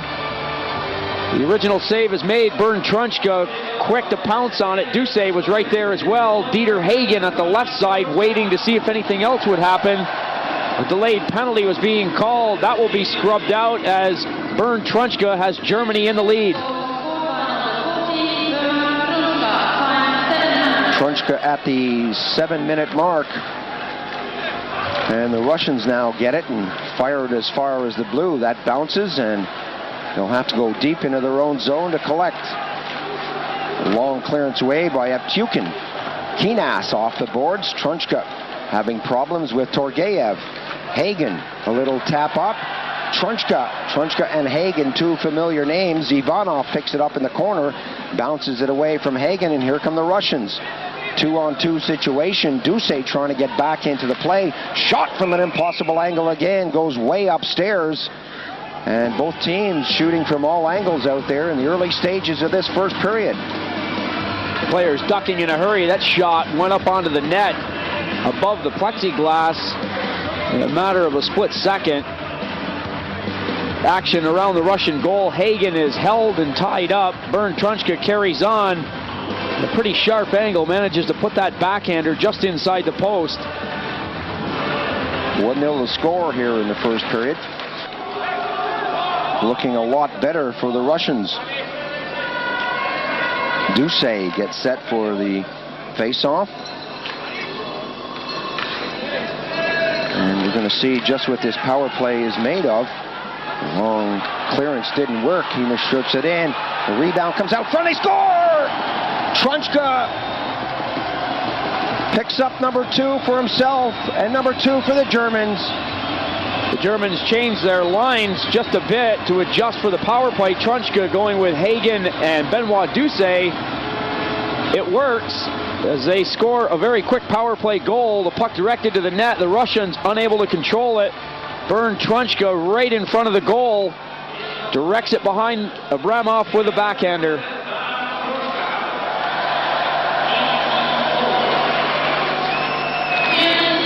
Defenseman along with Sorokin. Brandl into the face-off circle. Brandl working with Kumar on the wing. That comes all the way back to the D. Mayer is there. Mayer looking for places to go. Throws it along the blue line. The shot comes in, deflected by Steffen.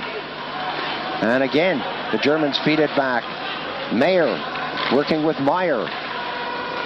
And the Germans now with the younger power play out there, right from the side of the net, right out front. Steffen scores! Power play goal. Boy, did they make that look easy. What happened to the box? 5 years ago, I would have said that was a Russian power play. Not so. Now the Russians are struggling. The Germans move it so quickly and put a lovely goal into the net through Leo Steffen. Good, quick passing. Steffen gives it off and continues on into the slot. All it is give and go hockey. The puck is on his stick, and it's very quickly into the back of the Russian net. Brandl back to Steffen. Steffen just putting it into the net. What a goal for Germany. Second power play goal of the game. Things not going well for the Russians, that's for sure. Well, Bopes, when is the last time you saw a scoreline like that? Just a few days ago, Finland had them 3-0, and that ended up 5-0. Ustorf kicks it back, and the Germans playing with a lot of confidence out there, coming out of their own zone. And a few days ago, we said that the Russians lacked a team leader, and that's certainly true. They need a big man out there, someone who can direct and advise. They don't have anyone on the ice who can do that right now. They miss a Bykov, a Khomatov, a Makarov. You can keep naming them, but they aren't around. That goes right out front, and the Germans pick it up and bring it in with Ustorf. Ustorf is being followed by Hilger. Ustorf moves right in front, a shot. Franz rattled that off the post, and what are the Russians doing? They're standing around out there, waiting to be attacked by the Germans. A long clearance down the ice, and Abramov will have words with his defenseman when they come back. Let's take a look at this again. Ustorf cutting in, leaning on the Russian defense. The other defenseman caught watching the play. George Franz jumps in and slams it off the post. Well, we're going to take a short break. Stay with us. This one is starting to heat up. The Germans are looking strong.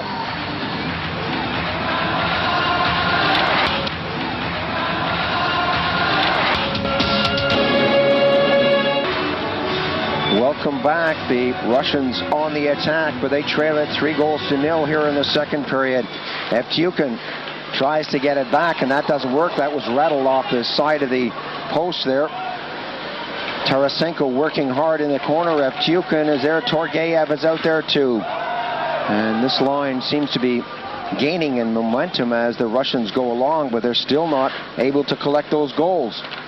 They're finding it tough. The Russians have lost the popularity contest and the high ranking they had coming into the Olympic Games, but this German team has been very impressive. We said before their first game they looked a bit old, an older lineup, a lot of veteran players, maybe missing the youth and some speed. Well, they're certainly turning it on. Evtyukin, Torgeyev, that's number one. Merck made the first save on Evtyukin. But Torgeyev came up, camped on the far post to bang it in the back of the net. Torgeyev, the guy who was showing his frustration his last shift on the ice, has got the goal to get Russia finally on the scoreboard. Klaus Merck's bubble has been burst. The first save is there. He can't control the rebound. Brandl not quite quick enough to get back on Torgeyev. He's open just long enough to bang the rebound into the net. A lot of traffic in front of that goaltender there with Niederberger falling down. But Torgeyev comes up with the little tip at the last moment at 15:09 to make it a little more respectable. 3-1 the score now. The Germans still with a 2-goal deficit there. And that's flipped all the way into the corner, going back for it. Kinas with Gusmanov, and Gusmanov has been disappointing in this one. A shot comes in with Franz letting it go. I was just about to say, or I was trying to say, that Ravil Gusmanov, the 21-year-old who wears 29, really hasn't shown his stuff. In the first couple of games, he was on fire. This guy was electric, and he was all over the ice. He seems to have taken a back seat. The initial shot from Evtyukin. There's the rebound by Torgeyev. Action going the other way right after the goal. A good chance for George Franz. Abramov with a nice save for the Russians. Way into the corner. Kummer getting back in a hurry. Niederberger, as always, is tough there. Tarasenko working hard. And the Russians unable to string it together on the power play. Long pass, no one there. Niederberger picks it up, bounces it off the boards, and sends it into neutral ice territory. Both the Russians and the Germans trying to get new legs out there. That hit the official, and that hurts. Going in quickly on the wing. Right out front, Berezin was there, and he slid it past the far post. Gusmanov set him up from close in. Big shot, score! Kudashov. Electric shot from about 30 feet out. What a blast by Kudashov. Good work from Berezin and Kuzmanov. Kuzmanov with probably his best shift of the game. He has been quiet, as you mentioned earlier, Paul. Skating around, making things happen for the Russians. That's what they need to keep him doing. All kinds of time in the slot. That shot is drilled by Kudashov at 1:39 of the third period. We got two Germans heading south on that play. Everyone had gone beyond the blue line, and no one was back. Kudashov was all alone. He could have had a picnic back there. 1:39 the time of the goal, 3-2, and the Russians are closing this one down. Brilliant start for the Big Red Machine. Bezukladnikov gets the drawback, and the Russians quickly shoot it in, with Sharogrodsky getting a piece of it. Bezukladnikov goes in a hurry. That comes up along the boards, and the Russians unable to trap it on the blue line. Hilger trying to move through center ice. Bezukladnikov, the return pass, taps it up on the wing. Karpov backhands it. Gets a little assistance there. Karpov through the circle is dropped back. Ustorp trying to stay on him. Bezukladnikov is there, and Hemer gives it a swipe and sends it down the ice. Icing is the call as Sharogrodsky goes back, and both teams change up. As you mentioned, on the last Russian goal, the Germans were going outside the zone a bit early. The other thing that could hurt them is what they're doing now. They're backing into a shell. They're going to have to stay into playing the same kind of game that's gotten them this far.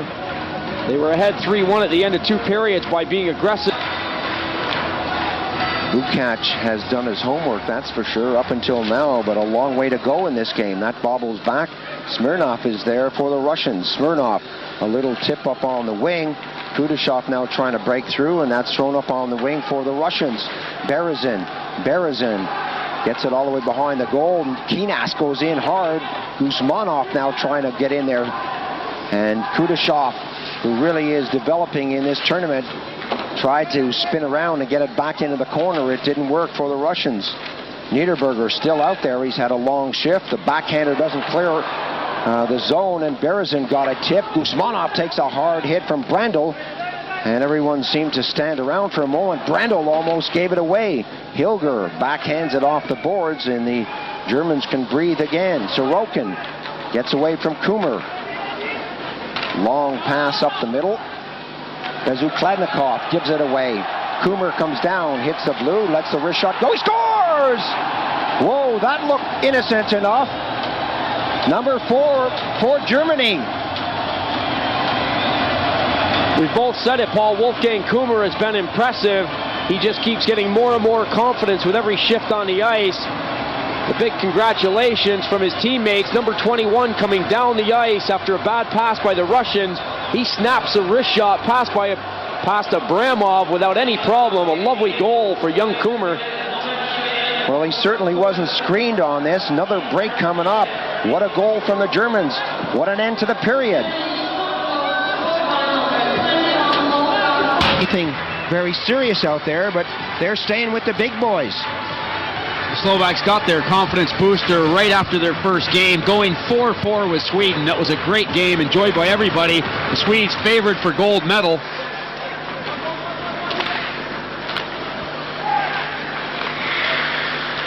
The tap up on the boards, that comes right out front. The Canadians, they score! Oh, that one made in Korea, as they say.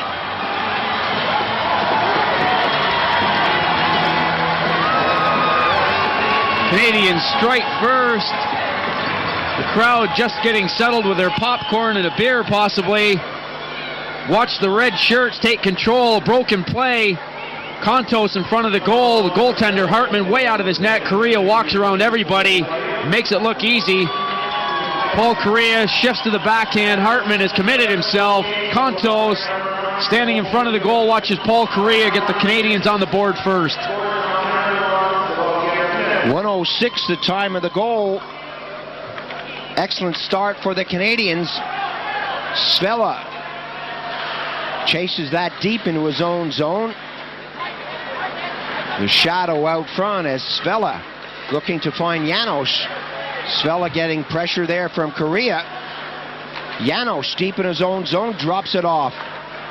Smerciak, a long pass up on the wing, that's intercepted. What's happening to the Slovaks? And Korea seems to be reading their minds. Some good stuff now in the neutral zone, but as soon as the Slovaks hit the blue line, they throw themselves offside. A change of personnel for both teams. Good first shift for Paul Korea. Peter Nedved and Chris Kontos all over the Slovakians, giving them a lot of trouble in their own end of the ice. Quick look at the goal again. Hartman is well and truly out of the picture.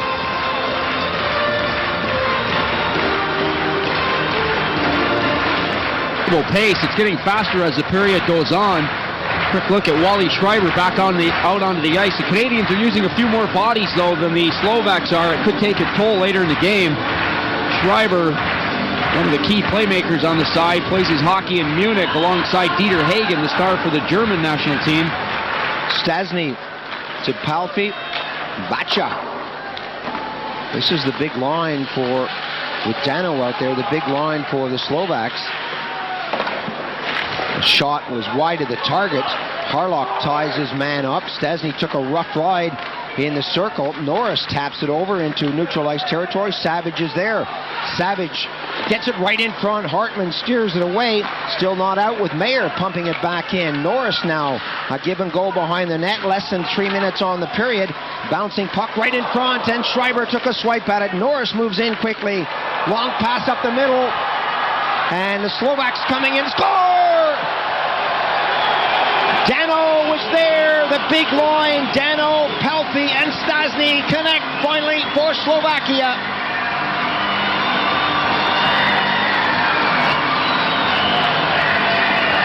Great play set up by the Slovakians. Josef Dano having the final save, but some good pass work, and the Slovaks are right back on the board. The long pass ahead, just inside center ice. Dano picks it up.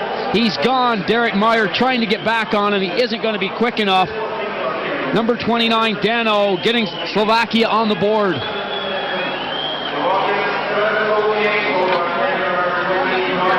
(17-13), the time of the goal here in the first period to level it.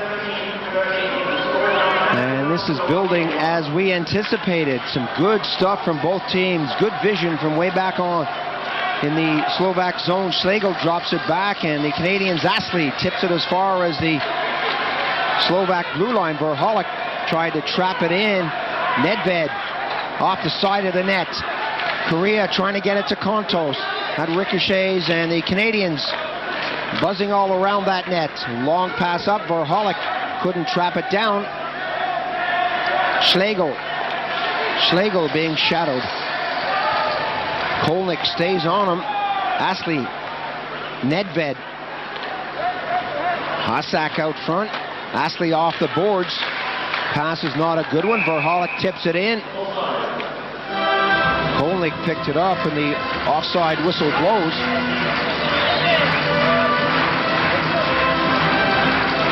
Look at Dano once again going to the goal, beating Kori Hирш.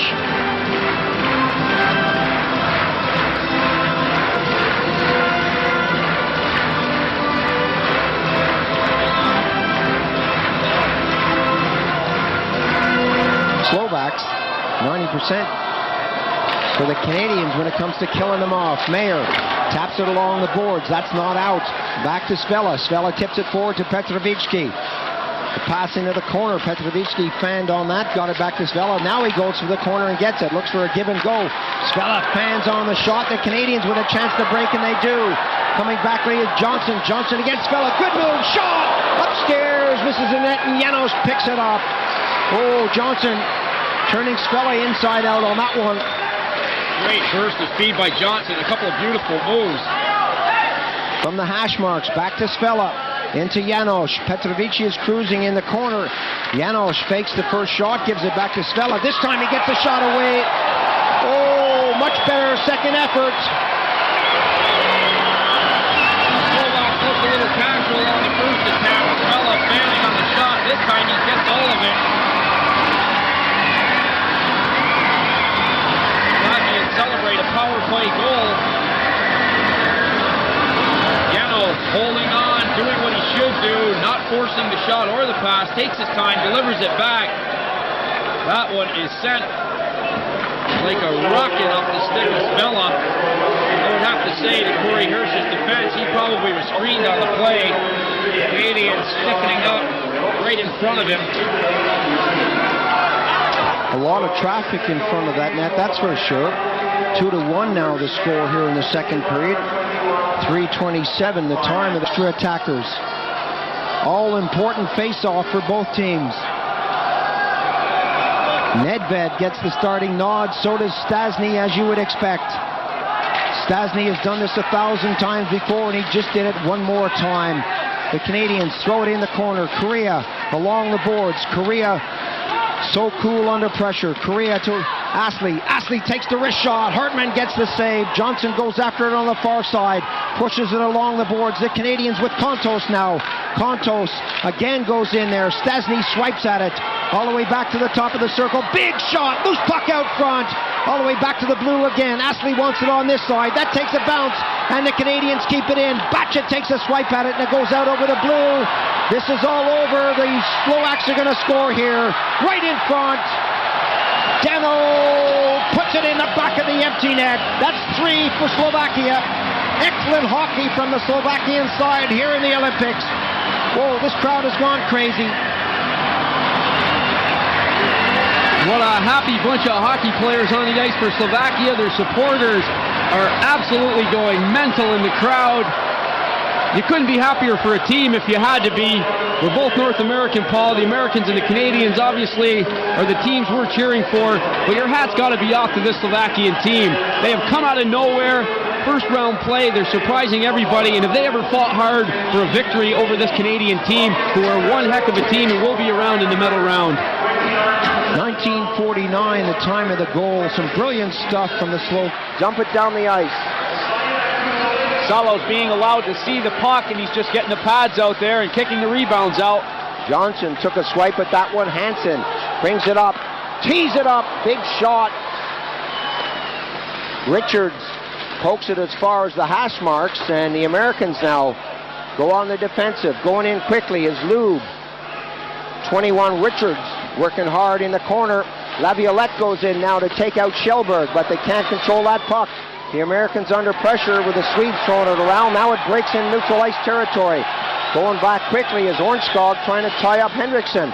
From a sharp angle, the shot from Lazaro was wide of the target. Little tip off the boards, and the Americans with Lilly doubling back. Good forechecking from Lube on Imes. Excellent stuff from Hack and Lube. Ornskog moved in there. 27 Henriksen taps it forward. Lazaro brings it over the blue line. Bouncing puck, and Johansson has problems with that from close in. Lilly is there. Whoa! The referee doesn't know. The Americans say yes. He looked up to see if the red light was on. The goaltender is sprawled all over the red line. Lilly wants it. Lilly not putting his arms down. He skated about 3/4 of the way around the rink so far to let everybody know that it's over the red line. The ref is going to have to be convinced. Video judge. The video judge is being called. Now, the last time we saw this, well, the Americans were involved in the game, and they were complaining because they said these guys got a new toy and they want to use it. That puck is in the net. I'll go out on a limb, Paul. It doesn't matter where you're from, who you are. The puck is over the red line. Take a good look at the replay. Lazaro pushing the puck to Lilly. Good move from Lilly. Backhand to forehand. Directs the puck under Salo. It hits one of his right leg. It's underneath him, and it's over the red line. You can clearly see it from the other view. Well, this is the first time that they are using the video judges. There's the puck. It's riding along that red line. From that view, it's difficult to see. We should see from this one. The camera in the sky. Lilly right in front. Slides it along under the goalie. It's got to be all the way over. Oh, I know. That is so close. I want you to take your contact lenses out right now, and I want you to clean them. Well, they're calling upstairs to the video judges. As we were saying, this is the first time that these video judges have been used. When it was used in the National Football League, I didn't agree with it. It slowed the game down, and they're starting to use it here. I don't agree with it now. I think it's the kind of thing that the referee and the goal judge, there is a goal judge right behind that judge, or behind that goal, and he should be able to see that. But hey, that's progress, I guess. Guys up in that video room, I mean, it's not easy. They've got to set their hot dogs down, they've got to wipe themselves off, they've got to put the headsets on and have a good look. The Czech referee, Mr. Bolina, has left it to the judges to make the decision, and you can see how long it takes. The judges up there seem to have a couple of good lines for the referees, because every time we've seen a ref on the phone, he's ended up smiling and laughing a few times as well. Well, he's got his finger on the puck, that's for sure. A great camera up there can tell you what's happening. And I know the Americans complained once before about the use of this camera, but I'm sure they'll like the idea if the goal is given. There is no score in this one up till now, but it looks like Lille has put the puck over the line. That's just Richard Beaupre's opinion. I'm going to sit on the fence. What's new? The goal has been scored. Lille gets it. What do I know?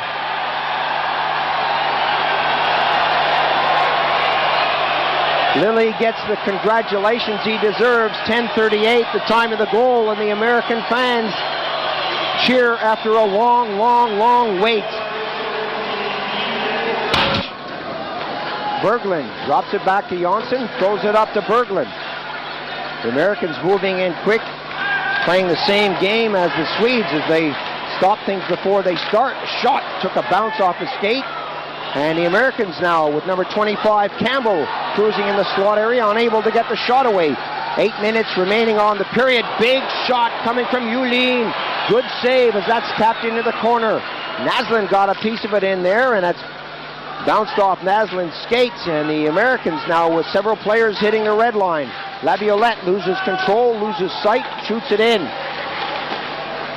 Duboya up on the left wing, coming up to Naslund.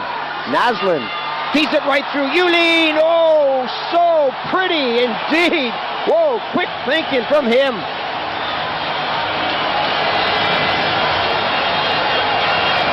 What can you say about that goal? Excellent effort from Patrick Julin to put the finishing touches on that puck. Mats Naslund working his way through. This is what the Americans can't allow the Swedes to do. They can't give them the blue line and let them get into the slot. That's where they're the most dangerous. Naslund cruising around. He's going to pick his spot. He does. He lays the pass through. Julin with a lovely back touch by himself to beat Mike Dunham.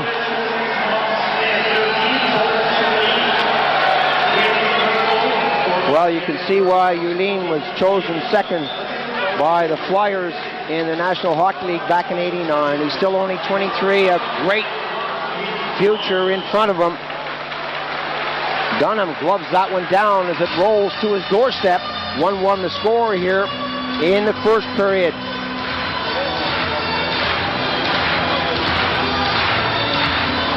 Once again, you can see the American defensemen backing off. The forwards are trying to get back into play. They aren't going to make it.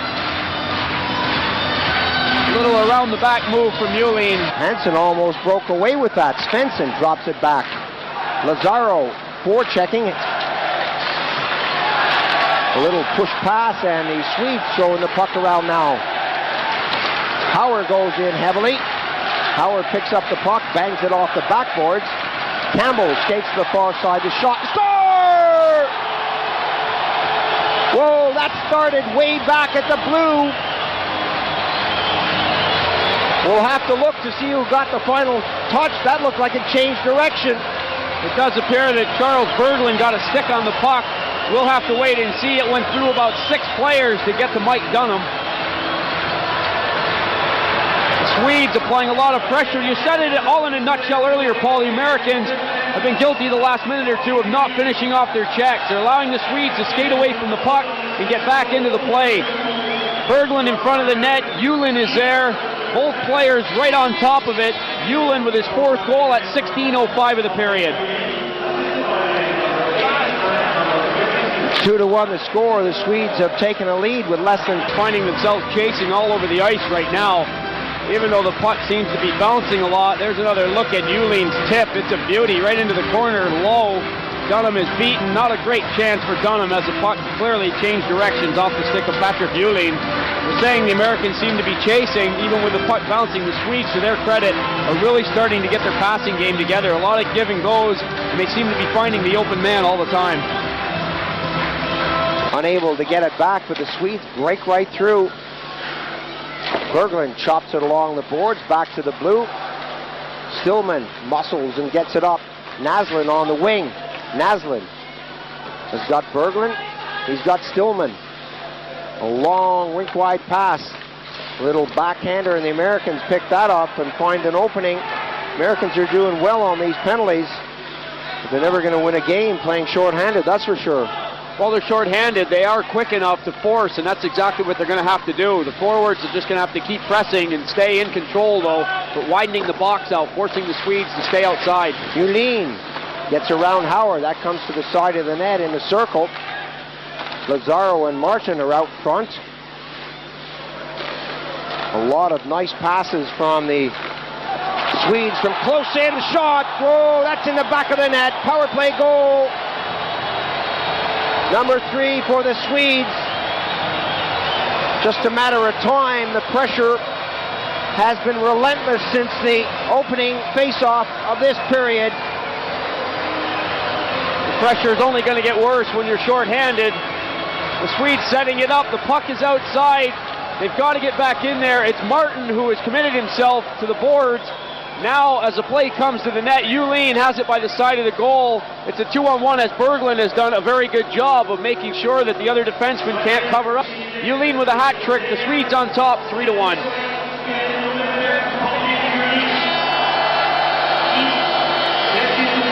Great stuff from Yulin and the rest of the Swedes. They're playing some excellent hockey. The Americans really haven't got going in this period. They were allowed to penetrate in the early stages of the first period that paid off with that goal by Lilly. But since then, it really has been one-way traffic. Martin going out to force. He's a defenseman. Todd Marchant, the forward, trying to get back to help out and close the box down.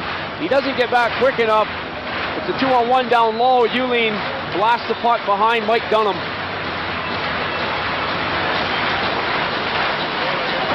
They would then play the 4th place team in the A group. The top team plays the 4th, the 2nd place plays the 3rd, and they switch over on the other side as well. The Americans, Ferraro, long shot, save, Ferraro comes in. Johansson is all over him, Ferraro tips it in the corner. Kjellberg couldn't handle that, and it's tipped away. Ferraro can't get to it. A bouncing puck on the wing for Johnson. Johnson and Marchant still along the boards. Johnson is there. Pops it back into the corner. Ferraro can't control it. And the Swedes eventually can only get it as far as the blue. The hash marks. Crowley taps it in. Clearance to the far side of the rink. Roger Hansen is there, but he's beaten to the puck by Hauer. 5 minutes now remaining. A break now for Hansen. Hansen goes in, goes for the short side. There was no way he was going to score from that angle. Kept in by Rolin. Right out front, a one-timer. Some good stuff as Svensson moved in quickly. Stillman, big shot, save. Hansen scores! Impossible angle. How did he get that in? Dunham out of his goal, screaming that he was interfered with, or that the Swede was a little close to the crease. The Swedes celebrate. Once again, we're seeing a passing clinic being put on by the Swedish team. They are just being very patient and moving the puck around this ice surface very nicely. Shot from the point. Hansen goes over. Out of nowhere, gets it past number 4, Imes, and goaltender Mike Dunham. The initial save is a good one by Dunham. Richards trying to squeeze his man out of the play. Hansen has the puck and the goal.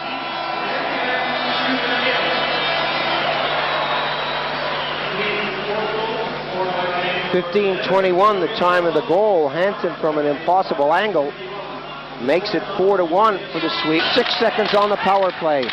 Roberts trying to get it across. That deflected off a Swede. And that was, without a doubt, one of the worst power plays I've ever seen the Americans take part in. A long break up the middle. Henderson trying to break through. And Bergqvist feeds it up on the wing. Janssen couldn't take a poke at that. Another pass up the middle. A chance now for the Americans coming in. Oh, that was much better. Ferraro got a great pass up after the power play had expired. A nice goal for the Americans. Possibly they've hurt us. They've got great skaters. They can get in the opening, but they have had trouble scoring this time. Ferraro puts the puck in the net for the U.S. A couple of good passes setting Ferraro free. He goes in, goes forehand to backhand. He doesn't actually get the backhander on it. Salo has committed himself as Ferraro goes to shift it on the backhand. He more or less loses the puck, but it works to his advantage.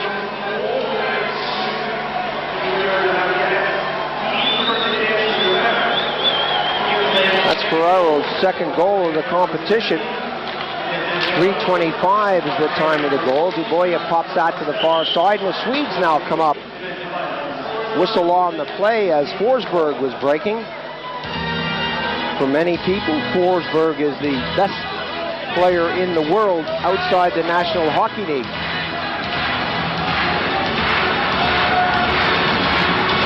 Take a look at this again with Ferraro breaking.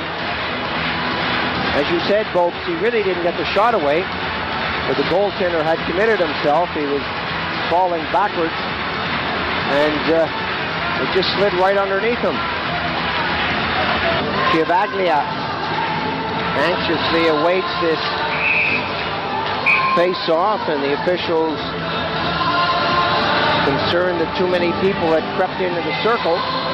Chivaglia on the draw, a name that sounds like he should be on the Italian team. The American-born Chivaglia plays his hockey in Sweden, in Leksand, so he knows a lot of these Swedish players on a regular basis. The chance now, Drury going in, backhand right in front, the shot comes, Chivaglia is there. Salo goes down, still not out of the way. Drury flips around and tries to get the shot away. Chivaglia looking to get it out front from close in. Rolston, shot, scores! Rolston! Great stuff from the Americans. We said the goal might motivate them. It certainly has. That goal being by Ferraro earlier. They have come to life. And this smooth, calm, cool, and collected Swedish team are really under pressure now. Good work by Chivaglia and Rolston down low. Chivaglia with the first shot, a great save made by Salo. Rolston continues to work. He's got the puck, drops it low. Chivaglia is there again. It comes in front. Drury doing some work. Rolston on the spin around, beats Salo. The Americans are only down by a goal now. 5:29, the time of the goal. That's the fourth goal in the competition for Rolston. He certainly is the sniper for the Americans. The shot goes off of Dunham's glove as Hakanlub was moving in quickly, and the Americans bounce it off a camera. It will have a face-off here, but the Americans really have caught fire with two quick goals.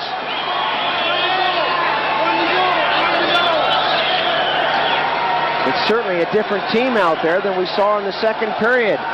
The Americans moving in, closing them down, everyone fighting for the puck. Laviolette had moved up from his defensive spot as well. The Americans. 1:46 on the power play, and the Americans stay in the face-off circle as Naslund now goes in. That's dropped back. Christopher Imes along the boards. Goes back, Johansson tees it up, big shot, back of the net. Power play goal. That could be crucial. The Swedes back on top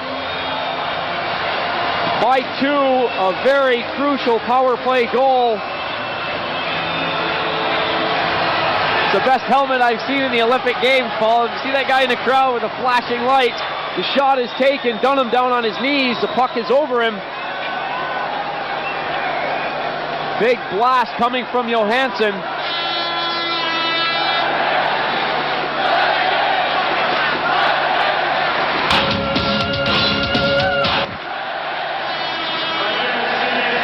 Will that take the sting out of the Americans' attack?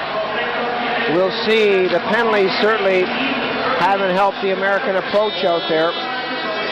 Laviolette in the box for a hard hit. And right away, Johansson counters with a goal. The Americans have come back 3 times in 3 games. But this isn't any average team they're trying to make a comeback on now. As soon as it seems that everything is going right for the Americans, the Swedes are just so capable of turning it around for themselves. That appeared to go under the arm of Dunham as he went down on his knees. A blast of a shot by Roger Johansson from way back at the blue. Swedes have never been short of players that can get that blast off from the blue line. We mentioned Kenneth Tenholt a few times. We used to see a lot of action going at goaltenders when that guy had let him go. Ornskog.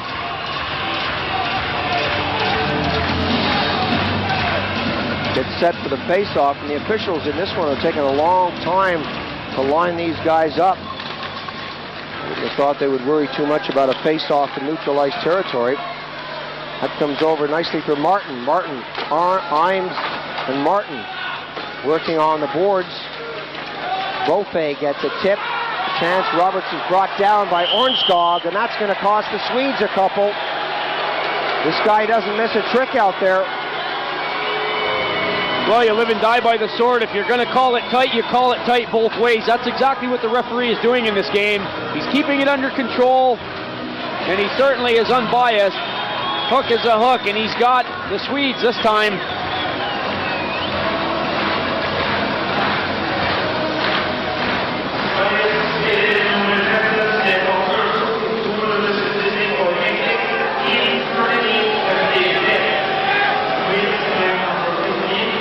Well, we've got 10 minutes of hockey out there. A power play right now for the Americans. They trail by 2.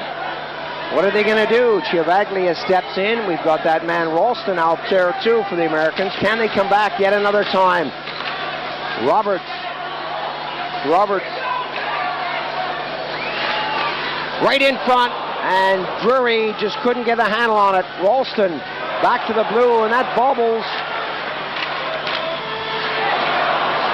Jonsson, Rudmark on the far side as the Swedes play with it and kill off this penalty. Bounced off the boards, and Sacco goes deep. 1:30 on the power play. Sacco, little tip on the right wing. They need to get it down, they need to get it set up. Ralston breaks in high slot, flips it over onto the wing, pumped into the corner, and the Americans now have a chance to set it up. Jonsson goes in hard on QIWI. The Americans being pushed, shoved, bumped, but somehow they hang on to the puck. Sacco with nowhere to go. The shot, fan, another shot, because they score! Ralston again! Whoa, that bounced very, very kindly indeed right onto his stick, and he made the most of it. Where have you seen that before? That is almost the same exact place on the ice and the same exact shot that Todd Marchant took to level against the Canadians in their last game. The Americans are right back in it with a power play goal of their own. The puck moved around nicely. The shot is fanned down by Roberts, but it goes right on the stick of Ralston, and he makes no mistake.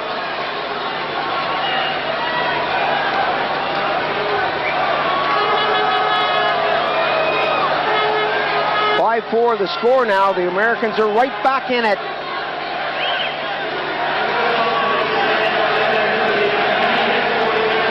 Dave Roberts is going to get back to the bench and ask Ralston if he liked that pass. He's going to let him know that was one of the nicest. I like this guy, Darby Hendrickson. He's physical, he's fast, he likes to mix it up. Americans got a good find at him, right out to the side of the net. That could have been so dangerous. That squirts away down the ice, and the race is on. Kjellberg going in. Marchant stays on him, right out front. Ornskog got the shot, good save. And the clearance down the ice. Ferraro couldn't get onto that one. Laviolette comes in heavily. Schellberg, big shot upstairs. Save is there from a sharp angle. That's in the net.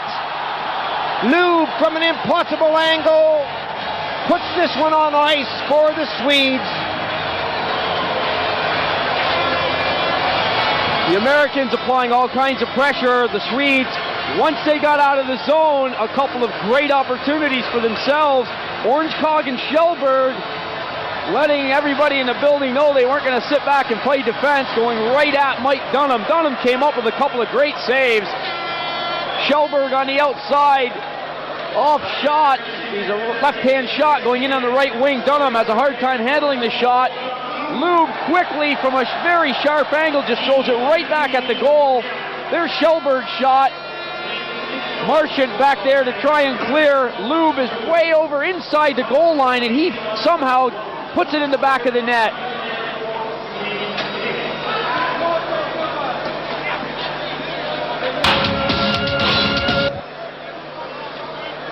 Less than a minute remaining on the game. What a finish this has been. Just when the Americans thought they were going to level the score, Schellberg and Lube turn it right around. Forsberg a little push there. And it really is all over now as Richter brings it up. I really don't feel the Americans can grab a couple back in the dying few seconds. That goes over the plexi and we'll have a face-off.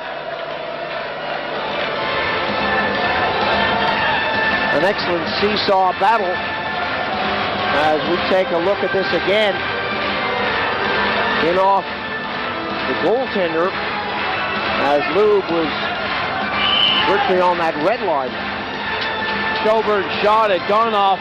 Goaltender Dunham, it quickly went off the backboard right to Lube. Lube is so clever, so quick, he felt, what the heck, I'll just take the shot. He let it go and it was off Dunham before he could recover and get back to that side of the net. Tim Taylor on the American bench wants 30 seconds to talk things over. They need 2 goals and they need them in a hurry.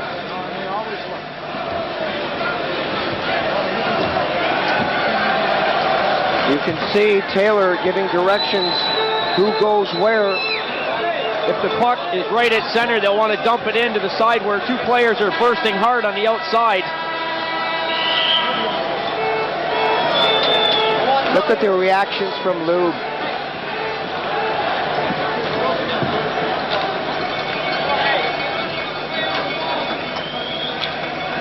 Hacken Lube talking it over on the bench. He's got that all-important 6th goal for the Swedes to put him back out in front by 2. This is Beaupré. We're taking a look right now at the highlights. The 3rd period live will start in a moment. The Russians came out firing. Karpov came out from behind the net and took his opportunity cleanly. So the Russians draw first blood in this one against the Czech Republic. Let's look at this again. Karpov very quick. He slams the brakes on. Kastak, number 12, is trying to cover him. He's a forward, not able to get him. Karpov walking right up back out to the front of the goal and putting the puck in the net. Breeza goes out with the poke check, but that doesn't work, and goal number 1 is to Karpov at 4:42 of the first period. The Russians came out like a team possessed. Breeza was peppered from all angles. Again, we see a player allowed to walk out and pop it in over the red line. This time it's Denisov, and the score's 2-0, and the Russians looking very good indeed. Dmitry Denisov doing a lot of work on his own, taking a shot, getting the puck back, going to the back of the goal, and as you said, Paul, he comes right out to the front of the net. Nobody there but Petr Breeza. Breeza comes up with the first save, but not the second one. 5:22, the time of that goal. It took a while, but the Czech Republic started to get themselves back into the game. Kuchera doing a lot of work, got the backhander away. The rebound came out for Petra Herbeck, and that brought the Czechs a little closer in this one. The Czechs coming in on a 3-on-2. The Russians trying to get back. The backhander is saved by Zuyev. But the second shot is there, and the Russians are caught watching the puck. Nobody picking up Rebek as he puts the puck in the goal. 15:05 the time of the goal, and still more scoring to come. For the moment, the Czechs under pressure. Kastak back on the ice, feeds it up, and a link on the breakaway, makes no mistake. A beautiful pass from just over the blue. Look at this. Kastak missed a game earlier by taking a hard hit in one of the first games of the Olympics. They're glad to have him back in the lineup. A great pass ahead. A link puts it over Zuyev, and the Czech Republic were even at 2. 2 apiece, and that's the way the period ended. In the second period, more goals for the Russians. Tarasov was cruising along the blue line, and keep your eye on number 24, Nikolishin. He took his time, took the puck out from between the skates, saw the goaltender was down, and picked his opening well. Again, we see players playing the puck, not the body. The Russians having a good whack at Bryza. He's well and out of his goal. Vikukul trying to play goaltender, number 4 back there for the Czech Republic. He can't come up with a puck, and Nikolishin has the goal.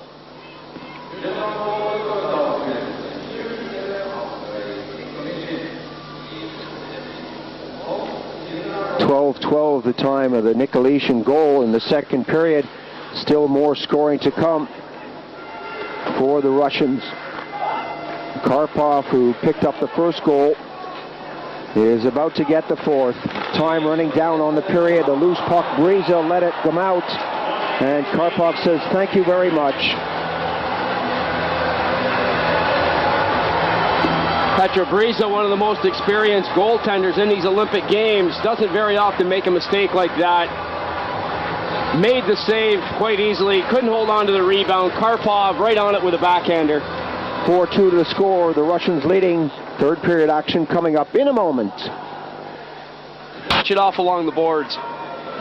Bryza on the bench. The Czechs have thrown on an extra attacker. Both teams have a man in the box. 59 seconds on the game as Nikolishin talks through the face-off. Horak, Hostak, Kastak is out there trying to get it free, and that bounces all the way back to the blue. The Czechs pepper it in. They've got to get 2 goals, not just 1, so they can't stand around. Big shot upstairs, Vikukul! Oh boy, was that a good shot! I'm going to have to question whether Zuyev saw it, though. It was a blast ball, but Zuyev didn't react very quickly. Doesn't matter, the Czechs have got 1 back. 2 Czechs working hard in the corner. The puck comes back to Vikukul. He lets it ride. It does appear as though there was a little bit of confusion in front of Zuyev.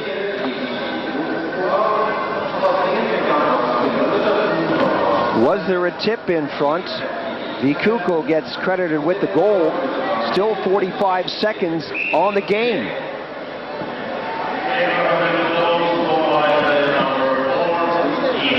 Good stuff by the Czechs, keeping 2 men going after the puck. Bryza is back in there momentarily because the face-off is at center again. The Czechs need possession. They need to throw it deep, and Bryza needs to get right back off the ice. Again, we see an all-important face-off right at the end of a game. Rolin really did get a piece of that. Korea now breaks down the left side, goes by Rolin, looking for to get it out front. Korea still hangs onto the puck. 1, 2, 3, 4 Swedes over there, right in behind the goal. And the Canadians trying to chop it down with Warenka. That doesn't work. Coming up on the wing is Ornskog. Ornskog pressed out of the play. Kjellberg right in front, and Lube was there, but the puck was bounced away. Back on the attack. Johnson against Kjellberg. Kontos goes in. The shot scores! Canada, 1st goal of the game! We were talking transition game. That's what it's all about. Defense to offense. The Canadians moving the puck quickly out of their own zone as the Swedes had rushed in at Hirsch again. A really nifty move by Johnson along the boards. There he is, number 12. He gets the puck through the Swedish defense. It's picked up very quickly. The Canadians are on the go. Kontos buries the first shot for Canada. Excellent move, as you said, Bopes, by Johnson. Kontos does the rest. That's number 1.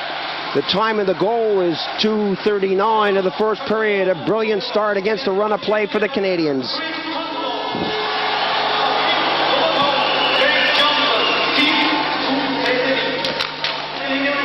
From the face-off, the Swedes get it back. Parks in there for Canada, being muscled off the puck as Johnson moves to the far side. Long pass is going to go all the way down the ice. Icing is the call. Well, the early game plan by the Swedes seems to be to get open up the middle and look for the long pass. They've tried it 3 or 4 times already. Shelberg trying to play defenseman earlier, not getting enough of the body or the puck at all. Kontos able to pick it up off the stick of Johnson, and the Canadians are on the board.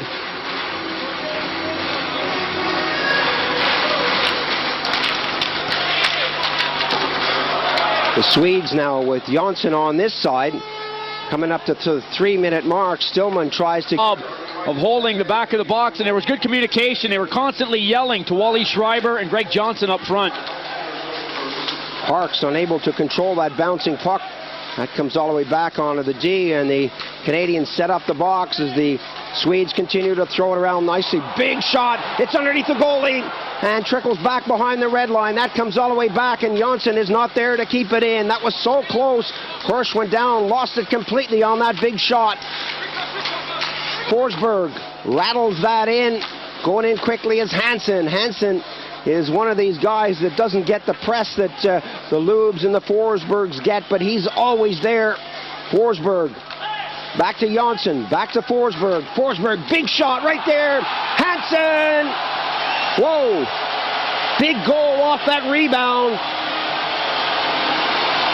Kori Hiersch has been stopping the first shot, but on a couple of occasions he hasn't been able to control the rebound. This time he's not sure where it is, or even if he is sure, Hansen's a little quicker and he just pounces on it. The Swedes setting it up at the blue line. Johnson dropping it off. Forsberg lets it go at the net. Kori Hiersch, that is, makes a good first save. But watch Hansen. Stays out of the play. Now he steps in, puts it upstairs for an easy goal. A power play effort, and the Swedes are level. 8:57 the time of the goal.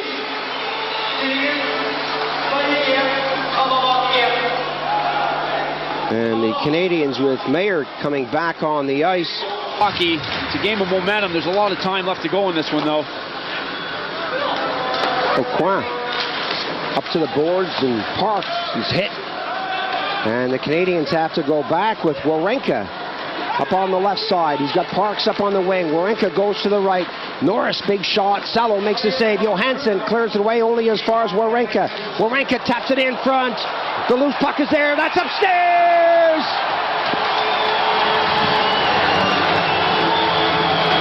Number 2 for Canada. Salo was down on his back. The loose puck was between the pads, and he just couldn't close it down. Norris got it started with a great shot. The save was made. The Swedes unable to clear. Warenka keeping the puck in. He directs it to the goal. Parks is around the net trying to cause havoc. Johansson is covering him. Quick to jump on the puck is Lushko, and the Canadians are out in front. Salo doesn't know where the puck is. Once he realizes he's unable to come up with it. Salo was kind of tied there. The right hand was back with the stick, and he just couldn't free himself to get it up and get his body up. 1:26 the time of the goal. Again, Schlegel for Canada. Long pass up. Kontos tries to feed it up to number 12, Johnson. The Swedes brought it over the line. Rolin brings it out. Pass up on the wing. Canada getting back in numbers on Johnson. Loose puck. Julin starts it up on the left side. A little chop by Lovson. Lovson takes his man out of the play, but the Swedes hang on to it. That's deflected away down the ice. Salo comes way out of his net to throw it into neutral ice territory as Lovson. Rink-wide pass. Canada coming up quickly. Korea shot right on the target. Batted away by a stick. And the Swedes get it out of harm's way. 5 minutes gone on the period. 2-1 the score. The Canadians hanging on to that lead as Lushko gives it to Nedved. Correction, Terrien. Right in front of the goal. The Canadians started up slowly. Schlegel. Schlegel working with Johnson. A chance now for the Swedes. Lou right in front. Scores! Hack and Lou moved into scoring position as Hirsch moved out to cut down the angle. It all started in the neutral zone again. The Canadians having their play broken down. The Swedes quick to come forward. The Canadian defense backing off enough to let Hack and Lou make 1 or 2 extra moves. It's all a guy like this is going to need. He's been given the blue line. The defense are way back. There to the hash marks. Hakenlube steps in, gets into the slot area. You can see the room he's got, pulls the puck back right in the slot. That's the spot that Hakenlube likes to be in, and he makes no mistake.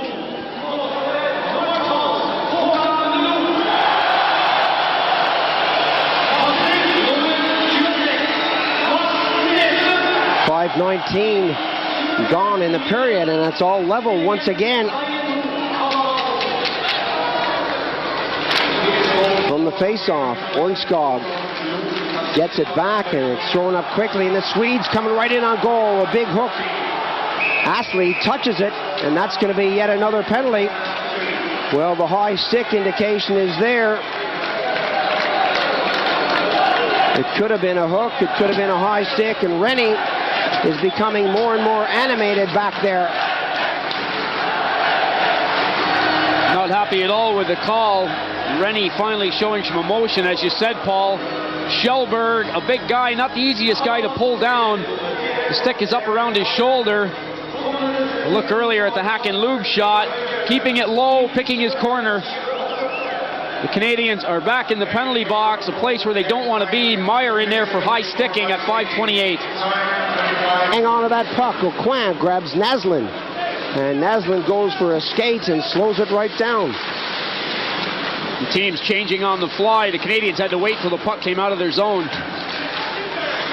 Warenka and Joseph working against Schellberg. Warenka, who really has put in a fine series so far, loses out there, and the shot comes in. Lube is right there. Schellberg is there, and the Canadians break quickly back on the attack. And Nedved double tracks to gain a little support. Nedved heads up hockey, stick handling through the red line. Throws it in the corner, and Canada now with a little pressure on the Swedes as they try to work it out front. Nedved takes a shot in the net! Salo was down, and Nedved let it fly. Salo seemed to be dozing off in his net. You can see the Canadian coaching staff. I was going to say it, Paul. When the Swedes came close at the other end of the ice, Warenko went into the corner.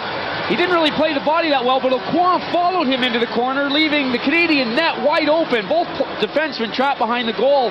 The Canadians escape. The coaches are sorting that one out. At the other end of the ice, Nedved has a great shot, lets it go. Salo gets a piece, but it's not enough. From a different angle, as you say, he got the touch on it. That's over the red line. 3-2, the Canadians again go into the lead. And once again, Bopes, we see the Canadians at blue. Canada with Astley, the big defenseman. Janechki stays on him. That bounces to the far side. Savage is there. All the way back to the blue. The Canadians fumble that one with Warenka unable to pick it up. A breakaway situation. Hirsch goes back. The shot is score! Astley was caught. A two-man breakaway. Short-handed goal. Janechki looking so good. Watch this again. Play coming out. Johnson along the boards tries to throw it back for Warenka. He's beaten quickly. Astley is caught on the other side. Off to the races is Janecki. He's got the whole length of the ice to think about what he wants to do. Puts it right between the legs of Hirsch. A nice goal for the Czech Republic. Janecki all alone coming in. He's got a lot of time. The Canadians are never going to catch up to him. Hirsch has to make his move. The puck slides between his legs. 19:34 the time and the goal. Still 20 seconds remaining on Vakukel's penalty for hooking. From the face-off, that bobbles back, and the Canadians get in a hurry. Try to set it up before this. Face-off deep in Czech territory. That comes back. The Canadian shot. Korea got a piece of that, and so did Bryza. Along the left board, Zalink to the far side. 3 Czechs hitting the blue. Sursen breaks in front. He's brought down, and play continues with the Czechs. Alink giving it away on the boards. Vopat got a piece of that. Warenka taps it back, and the Canadians have to start it up again. Slowly, Lubson moves into neutralized territory. Bryza can't get the stick on it. The Canadians will get in there first. Savage with a chance to move out. Savage takes shot, scores! Brian Savage shows how quick he is. He didn't take much time. Cutting toward the net, getting the shot away, and he beats Bryza. Savage trying to pump the boys up. They're giving him some high fives. Playing it tough along the board. Savage takes the hit. He rolls with it. Gets his stick on the puck. Walks right away from Zemlichka. Vopat trying to take his man out. He had walked away from the play. Savage had enough time to come to the net and get the Canadians on the board. Bryza moves across, and that goes just under the left pad. 6:40 the time of the goal. And a moment ago, Schreiber almost did that, bringing it out from the side of the net. Parks flipped that through, and the Czechs dump it into Canadian territory. Schlegel for Canada. 1-1 the score here. This is live. We hope you're enjoying it. We certainly are, as that goes deep with Horeva. Remember, the winners go on to fight in the Final Four. And the losers will have to play in a consolation round for 5th, 6th, 7th, and 8th place. Schlegel backhands it along the boards. The pressure now coming from the Czechs. A long pass up to neutralized territory isn't contained. Vikukel hits the blue line with his pass. Drop back into neutralized territory, and the Czechs happy just to flip it in again. Schlegel along the boards. Tupal went in quickly. Horeba, long pass. Joseph stays on his man. Janecki, perhaps a wraparound. No, all the way back. Horeba, the shot. Hirsch is there. Rebound. And that's gloved down. The Canadians pick it up and get it out of the zone. Turian got the touch, but for my money, that was batted by a Czech and picked up by a Canadian. Quick look again at Brian Savage going to the net. Just waits until Bryza has to move. Puts the puck underneath him. Canadians are starting to do a better job of standing the Czechs up now at the blue line. On that shift, both Brad Schlegel and Therrien moved right up. To get out, Norris moves in. And Janecki into the face-off circle for the Czech Republic. Face-off in the Czech zone. Janecki takes his man out as Horeva for the Czech Republic. Taps it up, and the Czechs moving out of the zone very easily indeed. Meyer takes his man out. A shot from a sharp angle. Hirsch is there. Canada relying heavily on Hirsch to keep them in the game. Quickly up on the wing. Korea right in front of the net. No one there to pick it up. Norris on the far side. Korea can't bat it down. Vikukel was shadowed by Korea and Savage, but the Czechs with Janecki feeding it up. The shot. Score! Kuchera got the pass from Janecki. Canadians going one way, the Czechs quick to go the other. It's Janecki and Kuchera. Again, putting a couple of nice passes together. Janecki makes it look so easy. Casually lays the pass ahead. Kuchera using the defense as a potential screen. Lets a quick wrist shot go, and Hirsch can't come up with the save. Bobs, this is right inside the post. An excellent shot. As you said, Wawrinka possibly a partial screen in there, but what about that for picking the corners? You're absolutely right. You can't really blame Hirsch or Wawrinka on that one. Kuchera picked the inside of that corner nicely.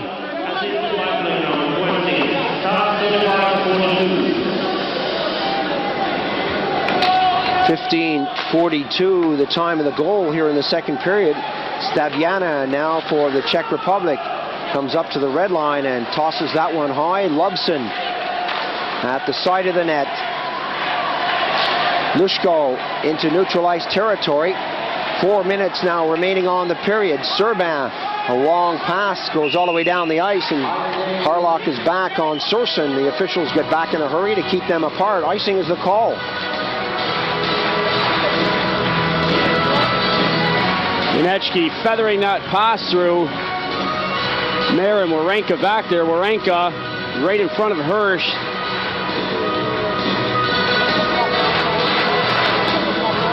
Just a reminder that later today, USA against Finland, Germany against Sweden, and the Slovaks against the Russians. The top 8 battle it out to be there first. The Canadians trapping it in nicely, but Staviana comes up, pushes it by Waugh, kicks it eventually to Vikuko. Vikuko with Surson.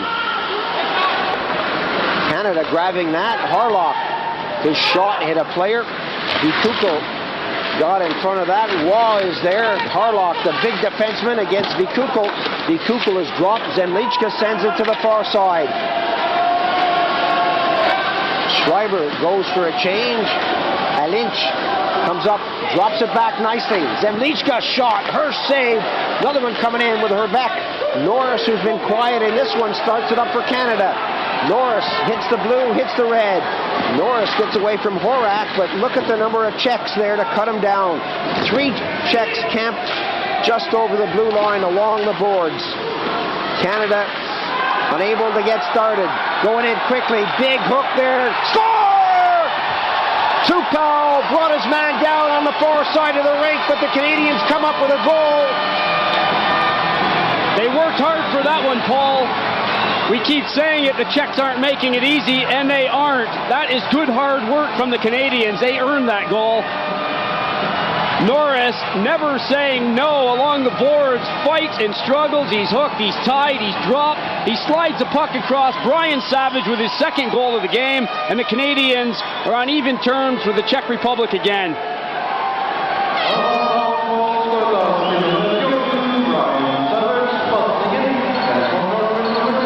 The net on that slow motion replay came off its moorings, but well after the puck had crossed completely over the red line, so the goal stands 2 apiece.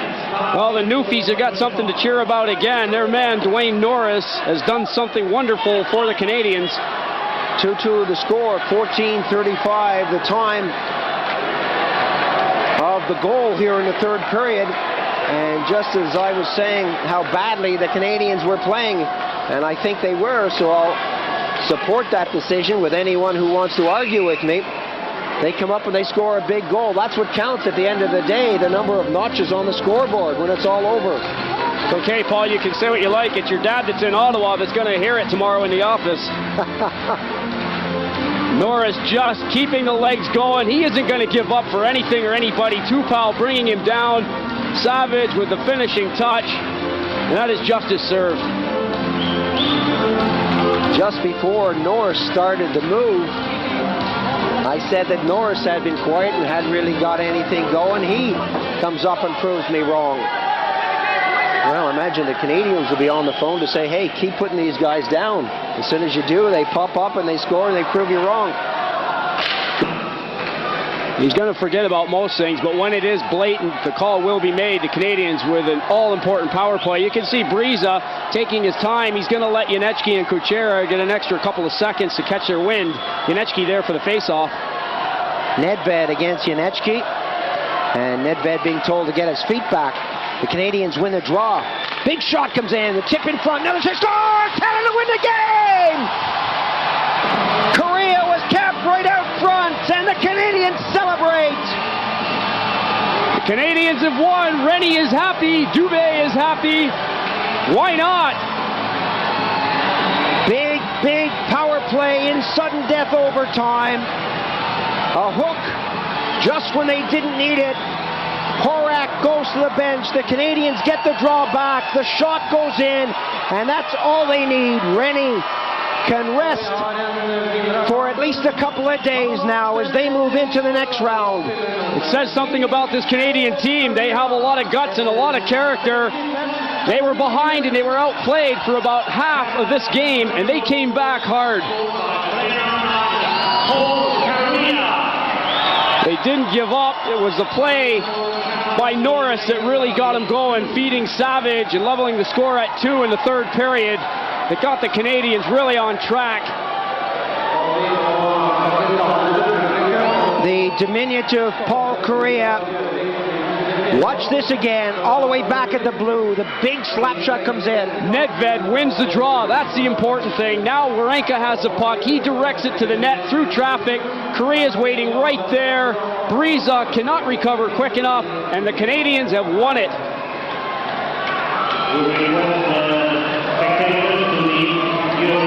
Excellent finish to a brilliant hockey game. A game in which I feel the Czechs dominated for most of the action. And we're going to leave you with this big shot here, the winning goal by Paul Kariya. The other side, Bacha is deep. Bacha right up the middle. Good pass. Stastny coming in, drops it back. Dano unable to get a handle on that. Chagorovsky working with Karpov, and Karpov goes in, takes the shot. Hartman goes down. Marchenko throws that up to Dano. Dano now working hard on the left side. Dano does a 360. Still with Dano. Long pass right in front. Stastny right in front of the net.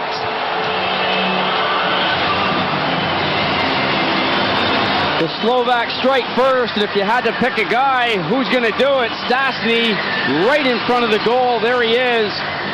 Marchenko and Dano will collect assists on the goal. Marchenko pushing the puck ahead. Dano just keeping the wheels going. Backhands the puck through. Stastny's all by himself. He puts a backhander over Zuyev for the opening goal of this game.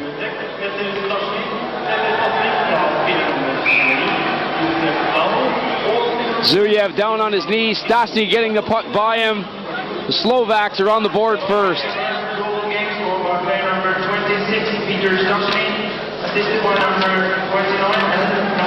The face released the shot. Zuyev grabs it. Contact did a good job to try and fight Alexander Smirnov off. He had number 5 all over him. Look at Dano's backhand pass to Stastny, who just lifts it upstairs for the first goal.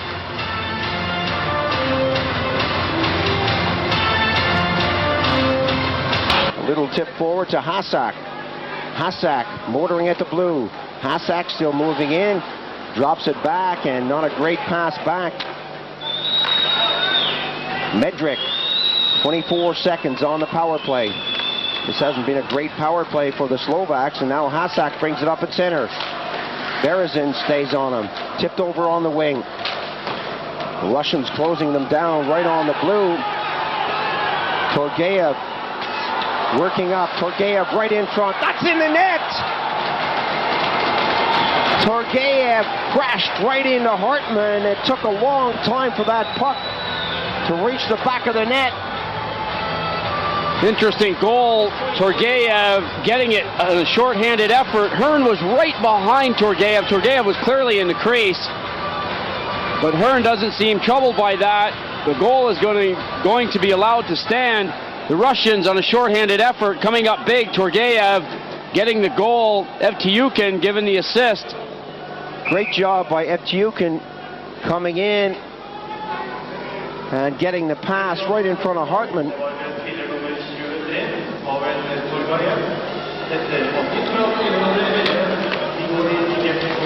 15:30 now gone on the period, and Bopes, you're not happy about that goal.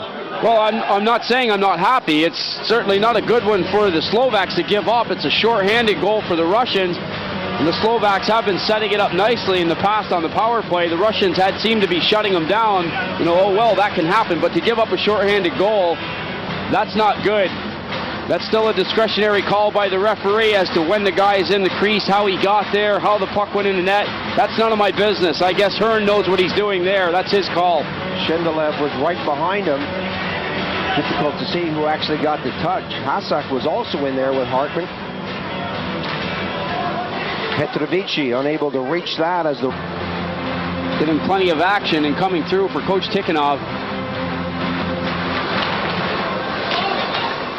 Coming up to the final minute of play, the Slovaks moving it to the far side of the rink. Petrovici tried to poke it in, and the Russians now with Nicolishin. Nicolishin throws it up. That deflected nicely for them. Bouncing puck goes in behind the red line. Petrovici getting back. Denisov waiting in the circle. Nicolishin now moves it in, and that's poked away. Smerchak tries to get it. Zvela goes in hard. Petrovici along the boards, and the Slovaks getting back in numbers. Zvela and Nicolishin collide. Nicolishin comes up with a puck. Stopped just at the top of the circle. Petrovici. Petrovici goes in, and Satin right there. Satin scores! Zuyev down on his knees, is not happy with that. Satan's on his knees as well. He did a little war dance and jumped right up in the air and came down on his knees. He's a happy guy. That'll be Satan's 8th goal of the '94 Olympic Games. He is one happy character. He did a great job of controlling the pass.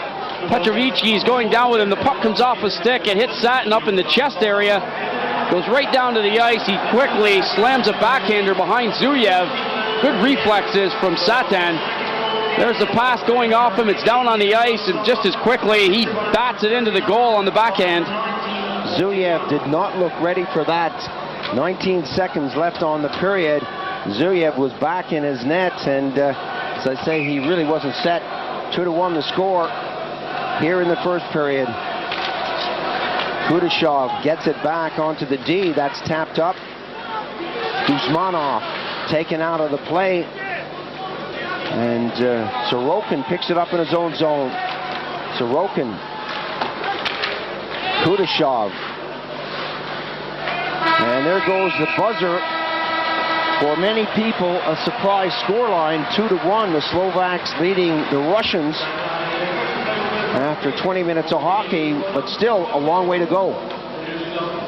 These two teams know each other. They've watched each other play. The coaches have all been attending the other team's games. Tikhonov, no doubt, has his notes in place. He'll want to talk things over with these guys between the periods. The Slovakians know enough about the Russians to be out in front by a goal after the first 20 minutes of play. The Slovakians are leading, but the Russians really do look to be in charge at times. They're playing some smooth hockey. They're applying the pressure. And I wouldn't rule them out of this. They got a good team. They got a great coach. 2-1 after 20 minutes of hockey. Be a lot better than he was a moment ago. Nicolishin steps into the face-off circle. Nicolishin drops it back, and the Russians started off. Vinogradov on the far side moves up. Smerchak defending. Vinogradov on the far side, right out front. Nicolishin pops it! 24 power play goal.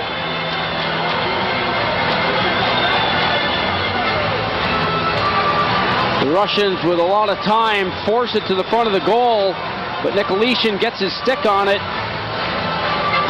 Hartman unable to come up with the save. And with less than a minute to go in this second period, the Russians with an important goal to come back on level terms now with the Slovakians. 2-2 the score. Puck moved in down low. Turgeyev is around the front of the goal. Nicolishin is there. Nicolishin takes credit for it. Both players having a poke at it. Sakarish trying to clear the net. Sakarish has got the stick up too high in the first instance. Then by the time he got it down, the goal had been scored. But Nicolishin, as you say, gets credit for that. Turgeyev was right in there again. He picked up the first goal for the Russians. 27 seconds now on the period. 2-2 the score. An all-important goal for Nikolitin. Offside is the call. Kuzmanov ahead of the play and also taking a hit right as the whistle went. Look at Nikolitin on the bench. Puck moved down low by Sorokin. Going to the goal quickly was Vinogradov. Nikolitin alertly getting a stick on the puck, and the Russians have got their second goal of the game.